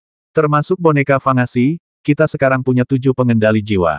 Masing-masing dari kita akan menyuntikkan tenaga penggerak ke dalam hulu ledak. Ketika saatnya tiba, kita akan menyutradarai drama besar berdasarkan 7 rudal galaksi ini, lalu mengambil inisiatif untuk menyerang pasukan Sangbang. Pertahanan pasif sudah cukup. Xiao Hong mengucapkan kata-kata itu dan berbalik untuk meninggalkan ruang litbang. Sepanjang jalan, Xiao Hong hampir dapat melihat dengan jelas bahwa di setiap ruang penelitian dan pengembangan, terdapat tank berpola ajaib milik negara Sangbang Zenyi atau pecahan pesawat tempur berpola ajaib milik negara Sangbang Zenyi. Tank berpola ajaib mudah dibuat, tetapi pesawat tempur berpola ajaib cukup sulit untuk dibuat. Bagian tersulitnya adalah mesin berpola ajaib. Kemampuan menghasilkan tenaga dahsyat tidak hanya bergantung pada desain yang indah, tetapi juga pada pengerjaan yang sangat presisi. Meskipun Lord Aeron memiliki teknologi tradisional untuk petarung berpola sihir, 1000 tahun telah berlalu. Meskipun menonjol pada masanya, kini teknologi tersebut sudah ketinggalan zaman. Intinya, puncak teknologi Lord Aeron sekarang hampir seluruhnya ada di Angel Enterprises. Melihat ke ruang R dan D, semua staf tampak sibuk, dan senyum dingin di wajah Xiao Hong perlahan-lahan semakin lebar. Tanpa segel Harrison, penduduk Lord Aeron mulai belajar melepaskan diri dari perlindungan Harrison dan terus menjadi mandiri dan kuat. Demikian pula, seluruh aspek Provinsi Langit telah memasuki periode perkembangan yang pesat. Xiao Hong keluar dari pangkalan Angkatan Laut, menatap matahari yang sudah terbenam di barat, lalu mengelus dadanya dengan lembut menggunakan ujung jarinya. Di bawah unyilding armor terdapat Royal Knight Pendant, dan di antara Royal Knight Pendant terdapat Cambrian. Ketika memikirkan Cambrium, Xiao Hong teringat pada tubuh misterius yang tersembunyi di Cambrium. Kini, salah satu lengannya telah sepenuhnya dilenyapkan oleh Xiao Hong, dan pedang jangkar raksasa itu menjadi jauh lebih terang. Xiao Hong mengemudikan Cambrian dengan hati-hati dan ragu-ragu, dan hampir pada saat itu, ia merasakan kekuatan aneh. Ia pernah merasakannya sebelumnya, tetapi saat ini, kekuatan itu terasa lebih kuat. Xiao Hong, yang sudah sangat akrab dengan Cambrian, dapat dengan jelas merasakan bahwa kekuatan ini seharusnya bukan milik Cambrian. Kekuatan ini bagaikan pedang jangkar raksasa, penuh kegelisahan dan energi penghancur yang tak berujung. Memanggil pedang raksasa jangkar, Xiao Hong dapat dengan jelas melihat bahwa bintik-bintik pada pedang raksasa jangkar menjadi lebih jelas, memberi orang perasaan bahwa pedang itu sangat tua. Cahaya aneh pada badan pedang menjadi lebih kuat. Hanya dengan mengandalkan persepsi, Xiao Hong dapat merasakan bahwa kekuatan pedang raksasa jangkar telah menjadi lebih kuat. Ada apa ini? Sepertinya semakin kuat pedang itu, semakin rusak jadinya. Justru sebaliknya, Xiao Hong nyaris tak bisa memegang gagangnya dengan kedua tangan, memandangi pedang raksasa jangkar yang patah dan berat itu, merasa sedikit bingung. Menurut pemikiran manusia normal, senjata seringkali lebih kuat saat masih baru. Ia mengayunkan pedang jangkar raksasa itu pelan, dan sebuah garis hitam terbentuk di sepanjang lintasan ujung pedang, seolah-olah sebuah lubang telah terkoyak di angkasa. Setelah beberapa detik, garis hitam itu perlahan menghilang. Telah terjadi perubahan yang nyata dibandingkan dengan masa lalu. Ia mengayunkan pedang raksasa itu dan menebaskannya ke tanah. Hampir ketika pedang raksasa jangkar itu menyentuh tanah, ledakan dahsyat kembali terdengar. Tanah berbatu itu hancur berkeping-keping. Intensitas ledakan itu setidaknya 50% lebih tinggi dari sebelumnya, atau bahkan lebih. Peningkatan kekuatan seperti itu membuat Xiao Hong tercengang. Ia samar-samar merasa bahwa kekuatan pedang raksasa jangkar itu terus-menerus memulihkan kekuatannya yang dulu. Di saat yang sama, di Cambrium, Xiao Hong juga merasakan kekuatan pendorong lain, berkelana di lengan kanannya, seolah mencari jalan keluar. Terkadang, Xiao Hong merasa bahwa kekuatan tak terkendali ini meluas dengan liar, dengan kekuatan yang dahsyat dan menderu. Awalnya, Xiao Hong hanya ingin mencoba kekuatan baru Cambrian, tetapi ia tidak menyangka akan terjadi perubahan sebesar itu. Sepertinya, mulai dari level ketiga Master Mengemudi Agung, Cambrian telah memasuki tahap lain. Setiap kali Anda menaikkan level, bukan saja kekuatan es berusia 10.000 tahun itu dapat diperkuat, tetapi juga tampak seolah-olah ada juga pedang jangkar raksasa, dan beberapa hal yang tidak pernah dapat dipahami Xiao Hong. Namun, meski begitu, Xiao Hong masih mencoba memobilisasi kekuatan aneh ini di Cambrian, yang ditujukan ke pohon yang menjulang tinggi, dan tiba-tiba membuka tangan kanannya. Membujuk. Detik berikutnya, bola kabut energi hijau tua tiba-tiba terbentuk di tangan Xiao Hong, menyelimuti seluruh tangan kanannya. Energi yang dipancarkan kabut energi tebal itu bahkan mendistorsi ruang di sekitarnya, memancarkan aura ganas, bagaikan binatang buas yang berusaha melepaskan diri dari kandangnya. Diiringi suara ruang yang terkoyak, tangan merah darah raksasa yang tersembunyi di Cambrium terentang langsung dari kabut biru tua. Meskipun masih tersusun dari energi aneh, tangan itu tampak tak berbeda dengan tangan sungguhan. Telapak tangannya panjangnya 1 meter penuh, kulitnya merah darah dan penuh bekas luka. Kelima jarinya berujung seperti cakar, membuatnya tampak seperti tangan ibel. Saat berikutnya, telapak tangan itu langsung mencengkeram pohon yang menjulang tinggi itu. Meskipun saat itu musim dingin, dan pepohonan di laut pedalaman Rizjia sudah agak layu dan menguning, ketika tangan ibel semerah darah itu menggenggam pohon menjulang di hadapannya, Xiao Hong dapat melihat dengan cepat bahwa pohon layu itu perlahan-lahan kehilangan vitalitasnya.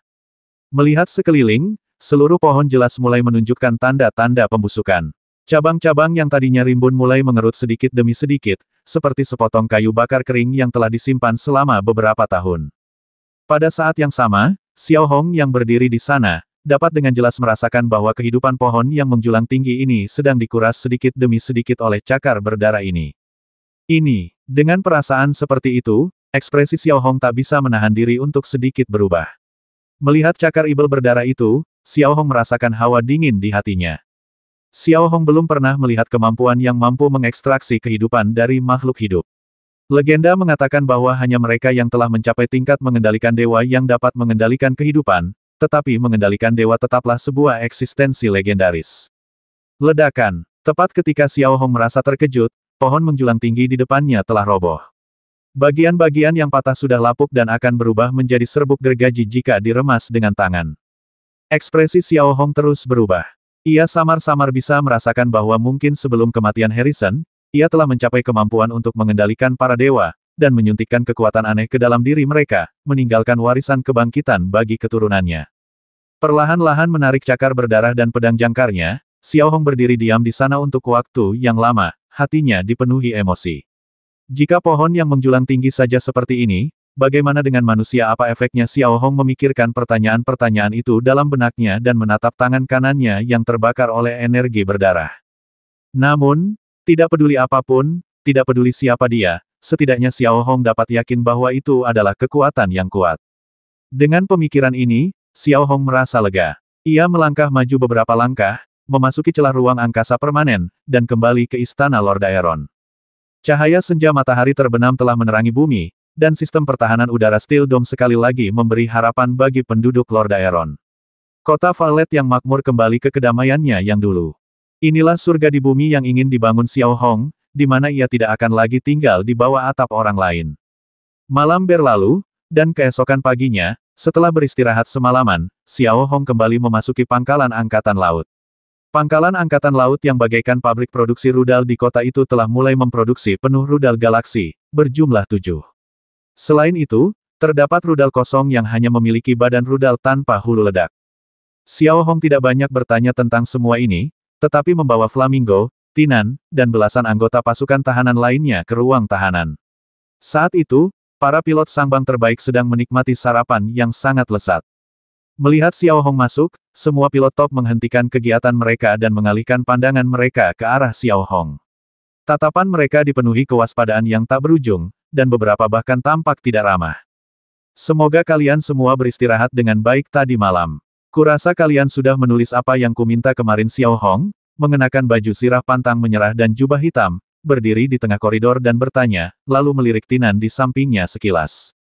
Tinan mengerti dan langsung menuju pintu setiap ruang tunggu. Ia mengeluarkan laporan pelatihan yang ditulis oleh semua pilot kemarin dan menyerahkannya kepada Xiao Hong.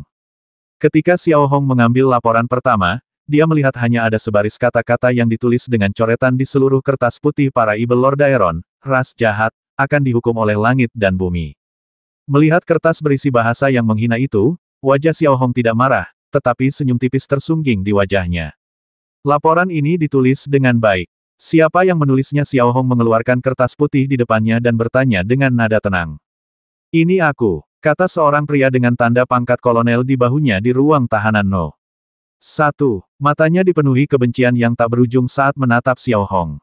Jangan berpikir kita ditangkap hari ini, tapi Lord Aeron kecil suatu hari nanti akan diratakan dengan tanah oleh bangsa kita yang agung, kebenaran sejati. Kau bisa bersiap untuk dibasmi. Para pilot top lainnya masih dipenuhi kebencian yang mengerikan di balik kata-kata tersebut. Selama ribuan tahun, pendidikan yang diterima orang-orang kelas atas ini pada dasarnya hanyalah fitnah dan penghinaan tanpa akhir bagi penduduk Lord Aeron.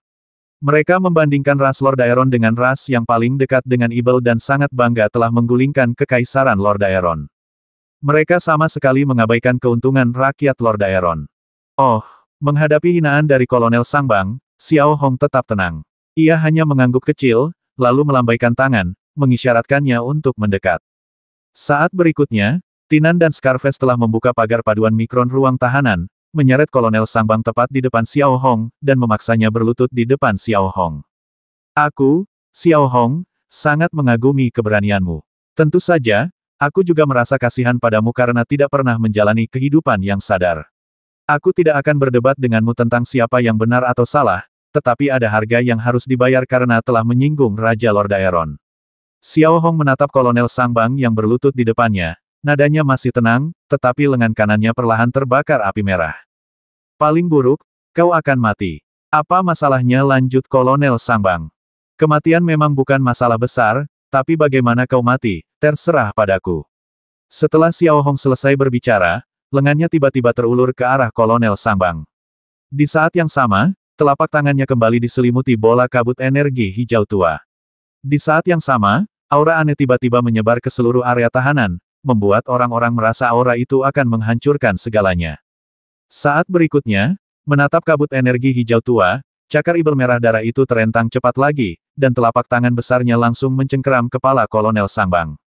Hampir saat ujung jari cakar ibel berdarah itu menyentuh kepala Kolonel Sangbang, wajahnya tiba-tiba berubah. Dalam sekejap, ia merasakan kekuatan pendorong di tubuhnya mulai terbakar hebat dan ditarik keluar dengan sangat cepat, membuatnya merasa tak mampu melawan dan merasa sangat tidak nyaman. Ah! Kolonel Sangbang tak kuasa menahan jeritan, seluruh tubuhnya gemetar tak terkendali, lalu ia meronta, namun sia-sia karena kepalanya telah sepenuhnya dicengkeram oleh cakar ibel berdarah itu. Karena pilot itu baru berada di level kedua atau ketiga seorang pilot, hanya dalam waktu sekitar 1 menit, tenaga penggerak dalam tubuhnya terkuras habis, dan nyawanya pun direnggut. Layaknya pohon yang menjulang tinggi kemarin, wajah dan anggota tubuhnya pun menjadi layu dan mengerut dengan kecepatan yang dapat dilihat dengan mata telanjang. Para pilot Sangbang yang berteriak putus asa di ruang tahanan memandang sang kolonel yang berlutut di depan Xiao Hong, menjerit pilu. Sambil meronta, tubuh mereka mulai melemah. Satu persatu, mereka menutup mulut dan mencoba meludah. Seluruh ruang tahanan menjadi sunyi senyap. Bahkan Flamingo, Tinan, dan yang lainnya yang berdiri di samping Xiao Hong pun menunjukkan ekspresi terkejut dan panik ketika melihat cakar ibel berdarah itu. Mereka tidak tahu kapan Xiao Hong memikirkan hal seperti itu. Hal itu hanya membuat orang-orang ketakutan. Semenit kemudian berlalu, dan ketika kami melihat Kolonel Sangbang lagi, ia telah benar-benar berhenti meronta. Kelembapan di kulitnya seakan menguap, dan ia tampak seperti mayat kering. Kematiannya mengerikan, dan wajahnya yang mengerikan cukup untuk membuat kami merasakan sakitnya kematian, yang sungguh mengerikan. Klik, disertai beberapa kali suara retakan, leher Kolonel Sangbang mulai retak sedikit demi sedikit, dan akhirnya terlepas dari tubuhnya. Mayat tanpa kepala itu jatuh ke tanah seperti sepotong kayu lapuk, semua darah dan cairannya mengering. Bang! Detik berikutnya, ia menatap Xiao Hong lagi, lalu mengerahkan sedikit tenaga, dan cakar ibel berdarah itu langsung menghancurkan kepala yang menyakitkan dan mengerikan itu berkeping-keping, bagaikan menghancurkan plester. Serbuk kepala manusia perlahan mengalir keluar dari celah-celah di antara kelima jari cakar ibel itu, bagaikan jam pasir. Melihat pemandangan ini, ekspresi semua pilot Sangbang mulai berubah drastis. Dalam 2 hari terakhir, mereka bisa dibilang menikmati perlakuan istimewa, baik akomodasi maupun makanan.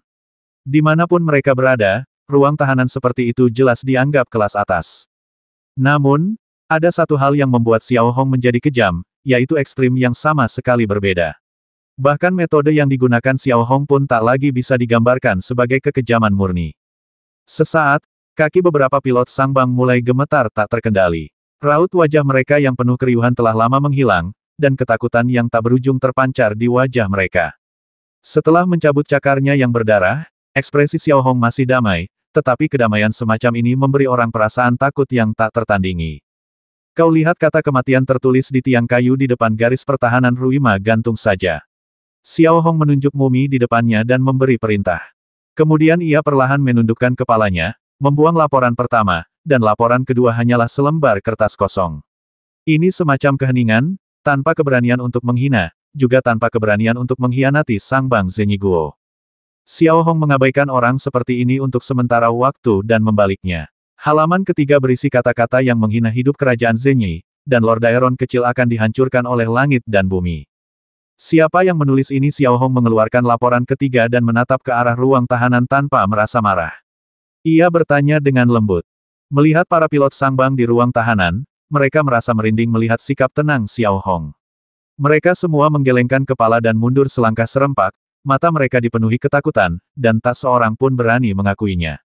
Sebelumnya, aku selalu berpikir pria sejati cukup berani untuk bertanggung jawab atas tindakan mereka. Aku tak pernah menyangka mereka ternyata pengecut, jago bicara. Karena tak ada yang berani mengakuinya, ya sudahlah, tumpukan laporan ini ditemukan di ruang tahanan No. 1. Hanya tersisa 9 orang di ruang tahanan No. 1. Temukan semuanya. Suara Xiao Hong tiba-tiba melengking.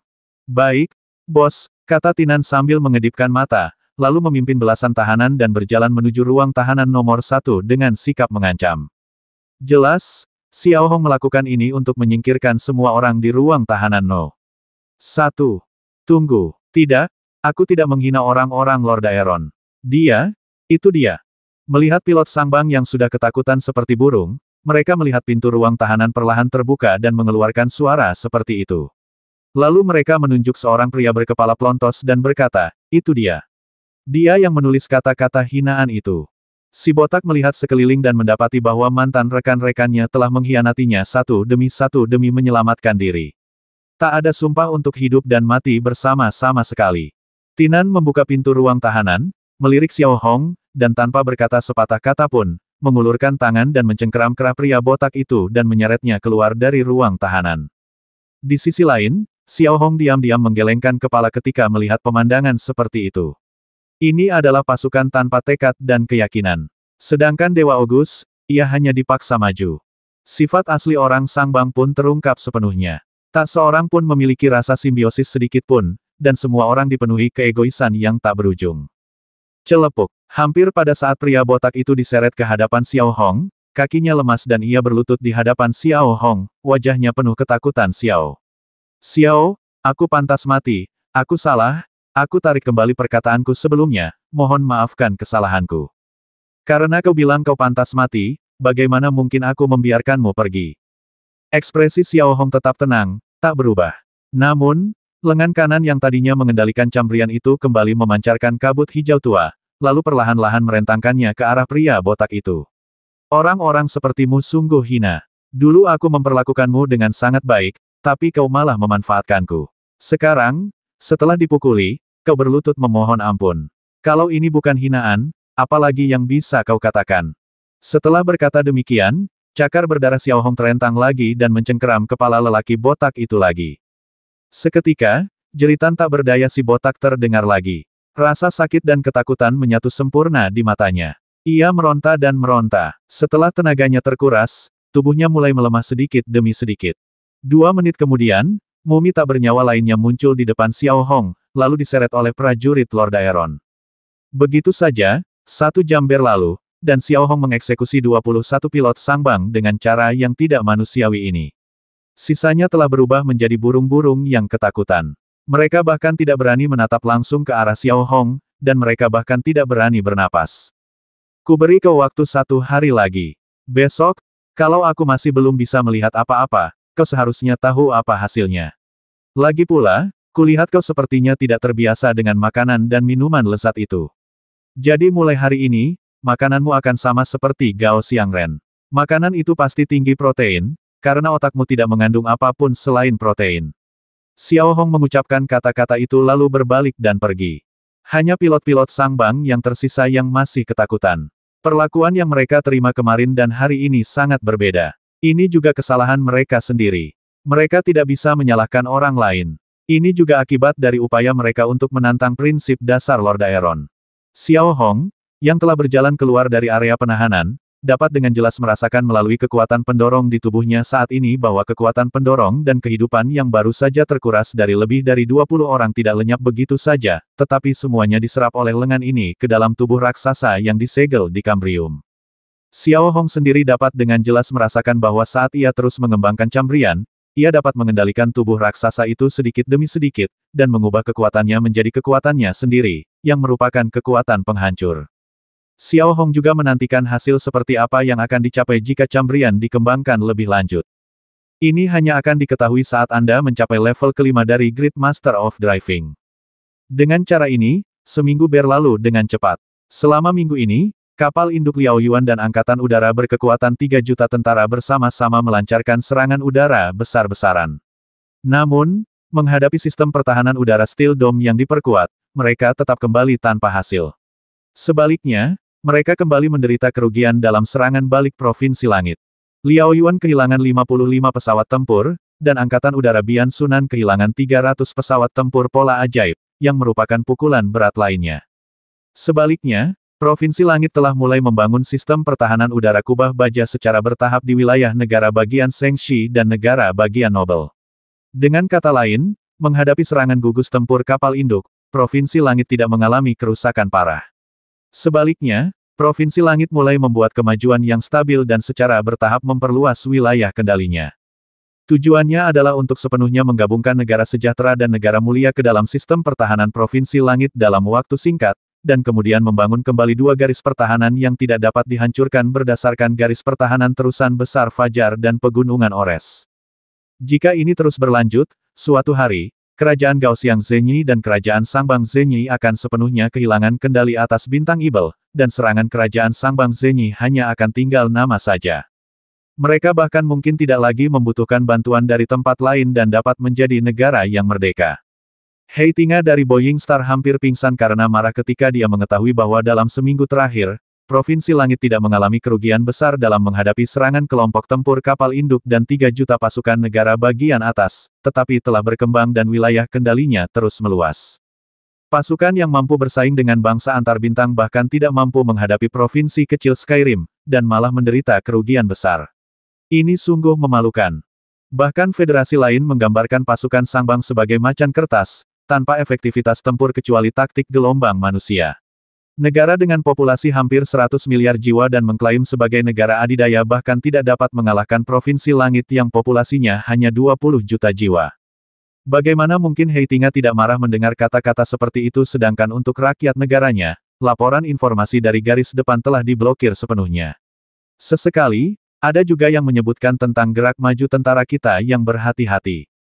Apa bedanya dua jenderal bermartabat dengan orang bodoh? Aku sudah memberi mereka semua yang bisa mereka lawan, termasuk kapal induk berpola sihir yang tak terhitung jumlahnya, tank berpola sihir, dan jet tempur berpola sihir, tapi bagaimana dengan mereka? Tanya Heitinga dengan nada muram. Zeko dan Duqiang bahkan tak berani bernapas, dan mereka terus menatap Plato dari waktu ke waktu. Seperti kata pepatah, ketika suatu negara dalam kesulitan, ia membutuhkan jenderal yang baik. Pada saat ini, mereka akhirnya teringat Plato. Sebaliknya, Plato memilih untuk tetap diam saat ini, bertindak seolah-olah dia tidak berhak mencampuri urusan militer. Sampaikan perintahku kepada Shen Zongan dan Bian Sunan. Perintahnya hanya satu kalimat. Mereka masih punya waktu 1 minggu. Kalau mereka tidak berhasil, mereka akan mundur saja sebagai pelatih kepala. Heitinga duduk di kursi utama, berusaha sekuat tenaga menahan amarah di hatinya. Seluruh orang berada di bawah tekanan besar, beberapa dari Provinsi Langit, beberapa dari Federasi Beba Baru dan Federasi Asia.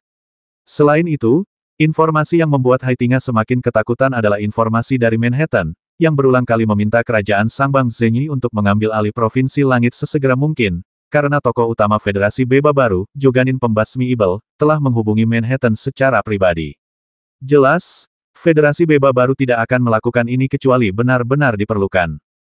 Yukong tidak akan mudah memilih untuk menyerang, karena serangannya seringkali sama dengan menggunakan peluru lubang hitam berpola sihir. Siapapun yang Yukong serang lebih dulu, Yukong dari aliansi lain juga akan menyerang. Jika Yukong menyerang secara gegabah, hanya akan ada satu konsekuensi, yaitu kehancuran langit dan bumi. Shen Zongan dan Bian Sunan, yang berada di Liaoyuan, memandang perintah yang dikirim oleh Heitingjia dengan keseriusan tertulis di wajah mereka. Mengambil alih Skyrim dalam seminggu mungkin tampak seperti hal yang mudah sebelum mereka tiba, tetapi sekarang menjadi sangat sulit, hampir seperti fantasi. Namun, dilihat dari perintah Heitinga, mereka tidak punya ruang untuk bermanuver. Saudaraku, saat ini, kita sudah terikat pada tali yang sama. Jika kita tidak mengerahkan segenap kemampuan kita, konsekuensinya kita berdua akan dipecat dari jabatan kita. Shen Zongan menatap Bian Sunan dan berkata, "Kakak, kamu benar, tapi aku tidak tahu apakah kamu punya ide bagus?" tanya Bian Sunan. "Luncurkan pertempuran skala besar dengan Provinsi Langit. Kirimkan semua pasukanmu dan luncurkan serangan skala penuh dari 2 arah, Provinsi Shengxi dan Provinsi Chonggao. Aku juga akan mengerahkan semua pesawat tempur berpola sihir dan drone di kapal induk besar untuk sekali lagi melancarkan pemboman besar-besaran di Provinsi Langit. Pertaruhkan segalanya dan bertempurlah dengan segenap kekuatan kita. Mungkin masih ada harapan. Jika tidak, jika kita tidak membuat kemajuan, kau dan aku akan sepenuhnya disingkirkan dan kita tidak akan berarti apa-apa saat itu." Shen Zongan melanjutkan. Bian Sunan tidak mengatakan apa-apa, hanya mengangguk sedikit. Terus terang saja, rencana Shen Zongan dan Bian Sunan adalah menggunakan nyawa semua prajurit di garis depan sebagai alat tawar-menawar dan berusaha sekuat tenaga untuk mempertahankan posisi mereka sebagai komandan. Karena Anda tidak keberatan, maka kami memutuskan untuk melancarkan serangan super umum dalam 3 hari. Ekspresi Shen Zongan berangsur-angsur menjadi dingin, dan ia merendahkan suaranya. Ketika waktunya tepat, keduanya mulai merencanakan dan mengatur strategi dan taktik mereka. Tanpa mereka sadari, saat mereka melancarkan serangan umum, Xiao Hong tidak dapat menahan diri lagi. Saat ini, Xiao Hong telah memasuki pabrik produksi rudal pola sihir bawah tanah. Pabrik yang menyerupai kota kecil ini terus memproduksi berbagai macam rudal. Rudal-rudal ini diangkut ke Underwater Overlord, yang kemudian membawanya ke berbagai wilayah laut di planet Ibel. Hal ini mengisi ulang kapal selam pola sihir dalam misi mereka, membentuk sistem pasokan yang lengkap. Di tengah pabrik produksi rudal, di depan Xiao Hong, berdiri 7 badan rudal galaksi, masing-masing panjangnya hampir 100 meter, dengan 7 hulu ledak berbentuk kerucut di depannya. Di belakang Xiao Hong terdapat 7 pengendali jiwa, termasuk Fan Jiaxi. Yang mulia, produksi 7 rudal galaksi dan 50 rudal kosong telah selesai, kata Qiao Linsen kepada Xiao Hong dengan hormat. Xiao Hong hanya mengangguk kecil, lalu melirik kembali ke arah rudal galaksi di depannya. Struktur rudal itu cukup canggih, dengan pola sihir pembakaran bersuhu tinggi yang tersembunyi di dalam lapisan luar paduan ultramikron. Rudal itu bisa terlontar keluar jika dicegat. Ayo mulai. Xiao Hong menatap ke 6 penunggang udara di belakangnya dan Fan Jiaxi, yang mengenakan seragam militer Lord Aeron dengan tatapan kosong. Ia berkata lembut. Kemudian, 7 pengendali jiwa maju satu demi satu, masing-masing bertanggung jawab atas hulu ledak rudal galaksi. Mereka perlahan-lahan meletakkan tangan mereka pada pola di hulu ledak dan mulai menyuntikkan kekuatan pengendali ke dalamnya. Kekuatan pendorong ini tidak hanya menyediakan energi untuk mendorong proyektil, tetapi juga melepaskan kekuatan pengendali jiwa dalam sekejap melalui kelompok mekanis pola sihir yang kompleks, membentuk kekuatan penghancur super. Seberapa kuatnya, itu tergantung pada tingkat kontrolnya. Setelah setengah jam, ke-7 peluru itu akhirnya terisi penuh oleh ke-7 pengendali jiwa. Pada saat yang sama, gugus pola sihir pada peluru berbentuk kerucut itu bersinar dengan cahaya aneh. Segera setelah itu, ke-7 hulu ledak ini dimuat ke dalam badan proyektil besar, dan perisai pelindung berbentuk kerucut dipasang di luar hulu ledak, dengan pola sihir pelindung yang diukir di bagian dalam yang dibuat oleh Sue Xuanrong sendiri. Komponen-komponen lainnya juga merupakan hasil kerja sama antara Jolin Son dan penduduk Lord Aeron. Komponen-komponen tersebut hampir merupakan gabungan teknologi Lord Aeron dan kerajaan Sangbang Zenyi. Di area produksi lainnya, 50 peluru kosong juga telah diproduksi. Kapal selam berpola ajaib Tyrannosaurus Rex nomor 4 sedang diangkut ke pangkalan Angkatan Laut. 7 rudal galaksi dengan lampu berpola ajaib yang terus berkedip juga dibungkus dengan pakaian isolasi tenaga penggerak khusus, kemudian diletakkan dengan hati-hati dan dijaga dalam keadaan siaga setiap saat. Yang mulia, 7 rudal galaksi sudah sepenuhnya siap. Apa yang harus kita lakukan selanjutnya, tanya Qiao Linsen dengan hormat, nadanya tidak terdengar rendah hati maupun arogan. Meski baru sebentar berada di sini, Qiao Linsen perlahan mulai terbiasa dengan kehidupan di pangkalan Angkatan Laut. Menurutmu, masa simpan sekali pengisian daya hanya 3 hari, kan, tanya Xiao Hong balik. Ya, akan paling ampuh kalau diluncurkan dalam 3 hari, jawab Qiao Linsen jujur. Kalau begitu, ayo kita mengerahkan seluruh kekuatan kita. Kali ini, Provinsi Tianji tidak akan lagi bertahan secara pasif. Kita akan mengambil inisiatif untuk melancarkan serangan terhadap gugus tempur kapal induk Liao Yuan dan pasukan Sangbang. Hanya bertahan secara pasif itu sudah berlalu. Berikan perintah. Semua kapal selam berpola sihir kita yang tersebar di bintang Ibel harus waspada. Besok pagi, kita akan melancarkan serangan terhadap kerajaan Sangbang Zenyi. Xiao Hong membuka matanya sedikit, cahaya dingin berkilat di matanya, dan mengeluarkan perintah. Mendengar ini, orang-orang di sekitar Xiao Hong langsung bersorak, dan ada sedikit kegembiraan di mata mereka. Menghadapi kerajaan Sangbang Zenyi, mereka tidak lagi mencari pertahanan diri, tetapi mengambil inisiatif untuk melancarkan serangan. Pada saat seperti itu, penduduk Lord Aeron di Provinsi Skyrim tidak pernah berani memikirkannya, tetapi sekarang, mereka menciptakan peluang seperti itu untuk diri mereka sendiri.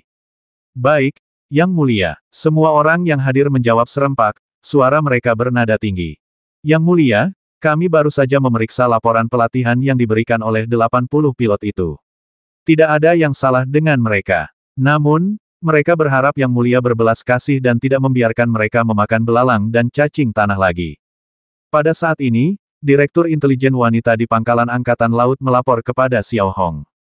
Atur 80 laporan pelatihan ini, lalu pelajari kekuatan mereka dan atasi kelemahan mereka, lalu integrasikan ke dalam pelatihan penerbangan kita. Ngomong-ngomong, beritahu mereka kalau mereka mau makan makanan manusia, mereka bisa menjadi instruktur penerbangan kita. Kalau masing-masing dari mereka melatih 100 pilot, mereka bisa mendapatkan kembali kebebasan mereka. Xiao Hong berpikir sejenak dan memberi perintah. Selain itu, Departemen Intelijen baru saja menerima pesan bahwa pasukan kerajaan Sangbang Zenyi sedang melakukan persiapan menyeluruh dan diperkirakan akan melancarkan serangan besar-besaran terhadap kita dalam 3 hari, lanjut pengawas wanita itu. 3 hari lagi haha, sudah terlambat. Xiao Hong tersenyum acuh tak acuh setelah mendengar informasi ini, lalu berbalik. Pada saat yang sama, tepat ketika Xiao Hong pergi, 7 rudal galaksi diam-diam diangkut keluar dari pabrik produksi rudal.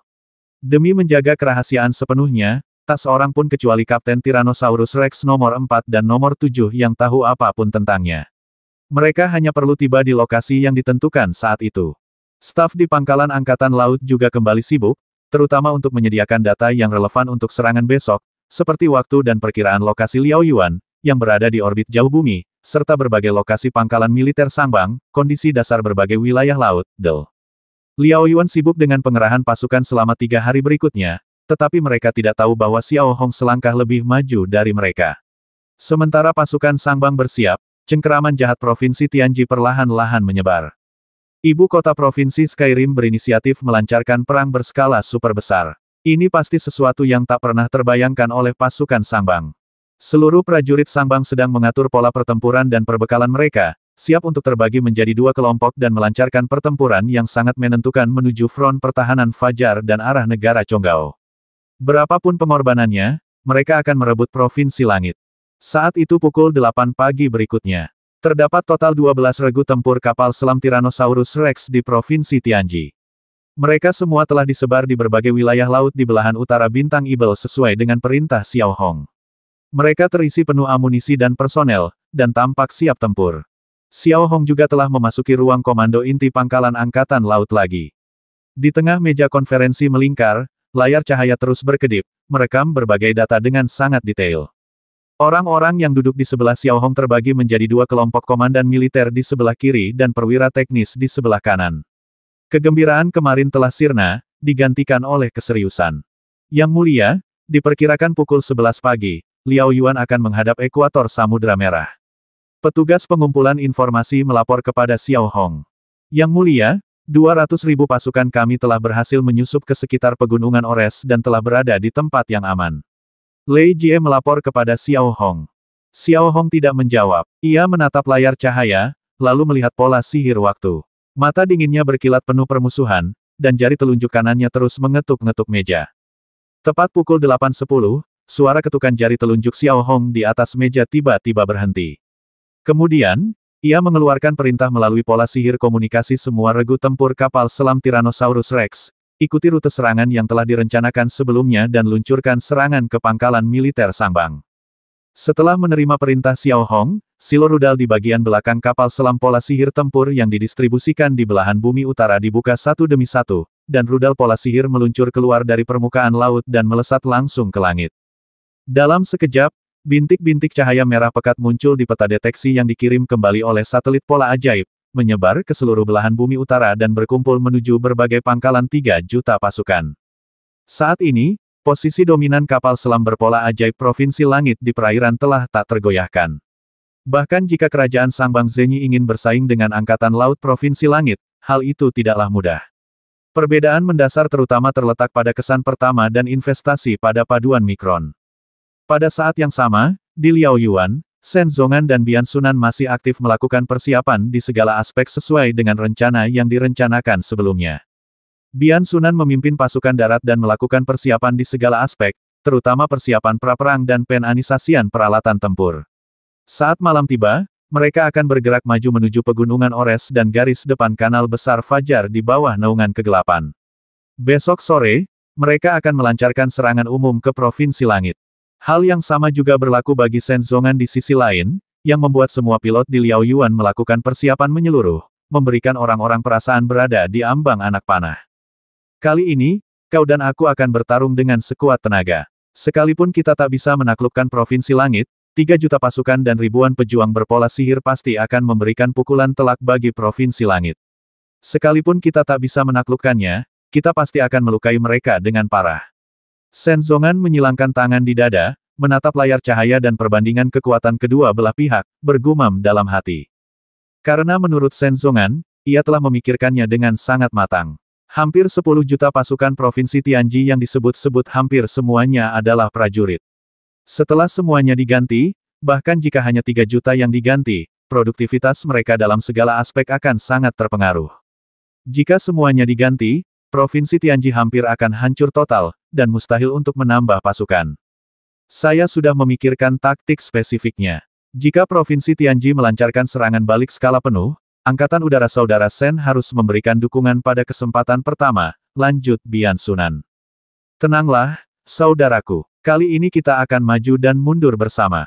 Aku percaya selama kita bersatu, tak akan ada rintangan yang tak bisa kita atasi. Sekuat apapun Provinsi Tianji, kita akan hancurkan mereka. Sen Zongan menepuk bahu Bian Sunan dan berkata sambil tersenyum tipis. Namun, saat Sen Zongan dan Bian Sunan tengah mendiskusikan serangan besar-besaran terhadap Provinsi Tianji, tiba-tiba terdengar suara keras dari sistem peringatan dini Liao Yuan. Tak berlebihan jika dikatakan bahwa ketika mendengar suara seperti itu, ekspresi Sen Zongan dan Bian Sunan tercengang. Mereka saling berpandangan, dan otak mereka sejenak tak bereaksi terhadap apa yang sedang terjadi. Reaksi pertama mereka adalah, apakah sistem alarmnya rusak? Sebab dalam benak mereka tertanam keyakinan yang mengakar kuat bahwa Provinsi Langit adalah seekor kura-kura yang tempurungnya sangat keras, dan tujuan mereka adalah mempertahankannya.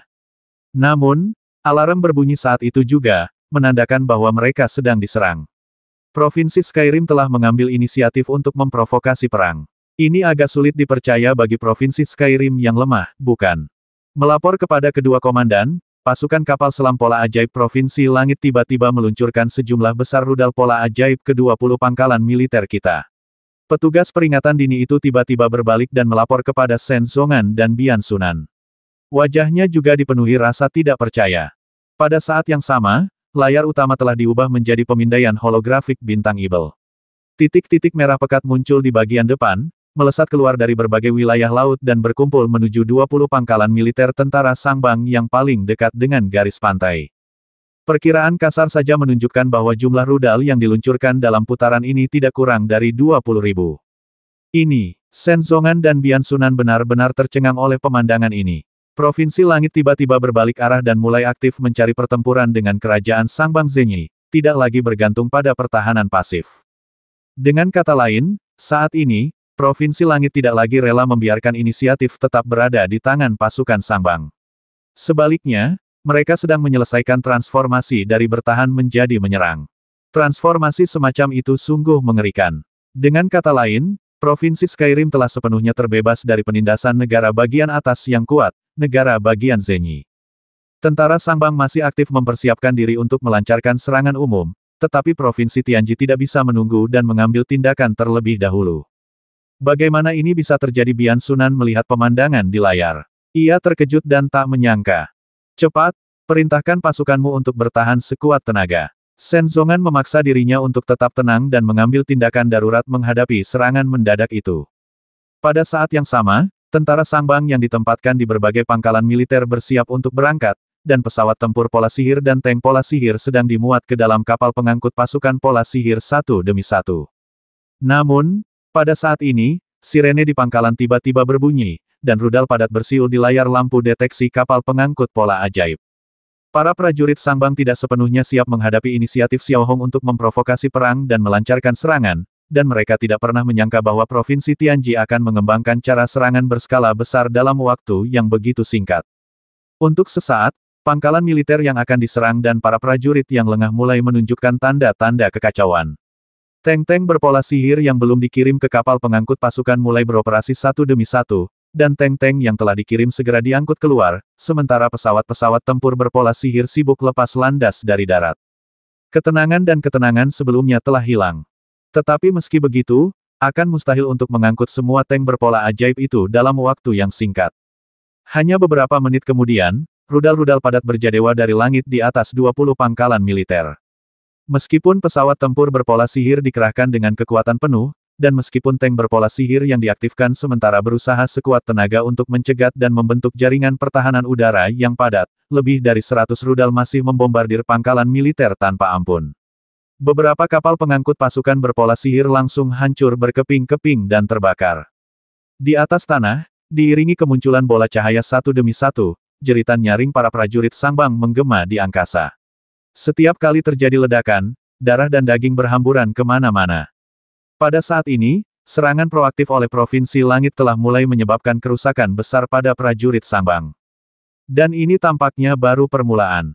Beberapa menit kemudian, tanpa memberi kesempatan bagi para prajurit Sangbang untuk bernapas, gelombang rudal kedua dengan jumlah yang sama kembali menderu ke arah mereka. Para prajurit Sangbang yang mencoba melancarkan pertempuran menentukan melawan Provinsi Langit langsung dipukul mundur oleh tongkat Provinsi Langit. Semua persiapan pertempuran sebelumnya telah dihancurkan oleh gelombang demi gelombang rudal berpola sihir. Pada saat ini, untuk membela diri saja sudah sulit, apalagi melancarkan pertempuran yang menentukan.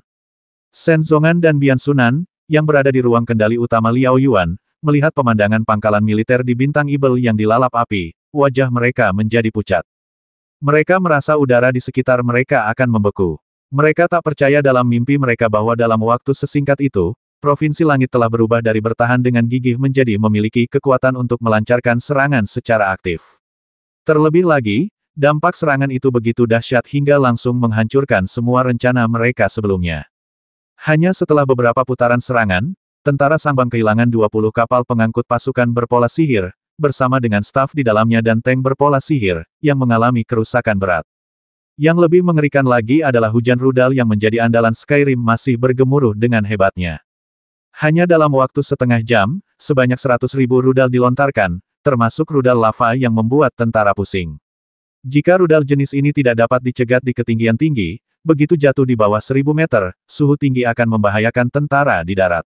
Bintang Ibel, yang telah lama menjadi fokus perhatian Tiger Universe, relatif tenang selama beberapa hari dan mulai menarik perhatian Tiger Universe lagi. Entah mereka mendukung Lord Daeron atau membenci Lord Daeron, ketika mereka mengetahui bahwa Skyrim telah mulai aktif mencari serangan dengan pasukan Upper State yang kuat, reaksi pertama semua orang adalah mereka tidak mempercayai apa yang mereka dengar. Semua orang tahu betapa kuatnya pasukan Sangbang di Bintang Ibel. Mereka memiliki 3 juta pasukan, 1 regu tempur kapal induk, 2 armada utama, dan transportasi pasukan berpola sihir yang tak terhitung jumlahnya. Di sisi lain, Provinsi Skyrim hanyalah tempat kecil seukuran telapak tangan, tetapi saat ini, Provinsi Skyrim yang tampaknya lemah tidak lagi puas dengan pertahanan dan secara aktif melancarkan serangan ke Provinsi Skyrim. Reaksi pertama banyak orang adalah mereka mungkin salah dengar. Namun, ketika orang-orang ini menyalakan layar cahaya, mereka hampir pingsan di tempat. Mereka melihat hujan rudal yang dahsyat dari Provinsi Langit telah mengubah pangkalan menjadi lautan api, dan para prajurit Sangbang di darat berlarian panik, tanpa sikap layaknya pasukan kekaisaran. Ini. Melihat layar cahaya, warga sipil di setiap sudut alam semesta Tiger mengerjapkan mata, tak tahu harus berkata apa.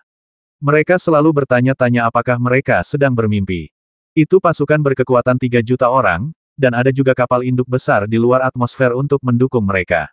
Apa yang memberi Xiao Hong keberanian seperti itu?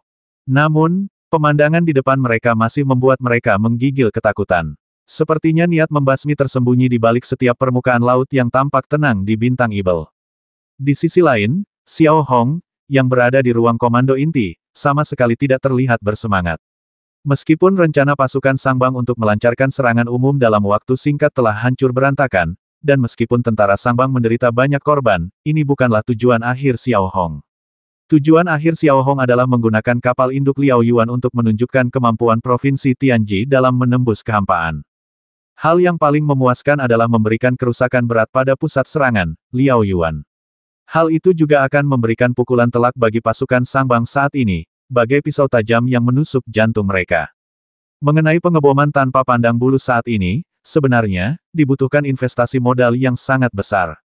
Ini hanyalah awal dari pertunjukan, dan terutama bergantung pada apakah Shen Zongan akan jatuh ke dalam perangkap. Saat ini, Xiao Hong masih menunggu dengan cemas. Melempar 100.000 rudal dalam waktu setengah jam, konsumsinya jelas terlihat. Xiao Hong tak kuasa menahan diri untuk menatap gambar di layar yang terang benderang itu. Jari telunjuk kanannya menyentuh ujung hidungnya dengan ringan, lalu ia menyipitkan mata sedikit, seolah sedang menilai situasi saat ini dengan tenang. Ikan, cepatlah makan umpannya, gumam Xiao Hong dengan wajah dingin. Layar cahaya di sebelahnya adalah peta deteksi posisi tanah Liao Yuan dan Bintang Ibel di luar atmosfer. Saat Bintang Ibel terus berputar, posisinya terus berubah. Dua kelompok tempur kapal induk Tyrannosaurus Rex yang terendam di dasar laut berada pada posisinya dan siap berangkat kapan saja. Berikan perintah dan beri mereka sedikit tekanan. Setelah merenung selama 5 menit, Xiao Hong kembali memberi perintah. Tepat saat Xiao Hong mengeluarkan perintah, pasukan dan tank berpola sihir yang tersembunyi di pegunungan Ores telah berangkat dan mulai mendekati pangkalan militer terdekat, dengan senjata utama mereka terangkat tinggi. Pada saat yang sama, 500.000 prajurit Lord Aeron di garis pertahanan Fajar juga mulai membuat gerakan besar, berpura-pura akan melancarkan serangan. 670.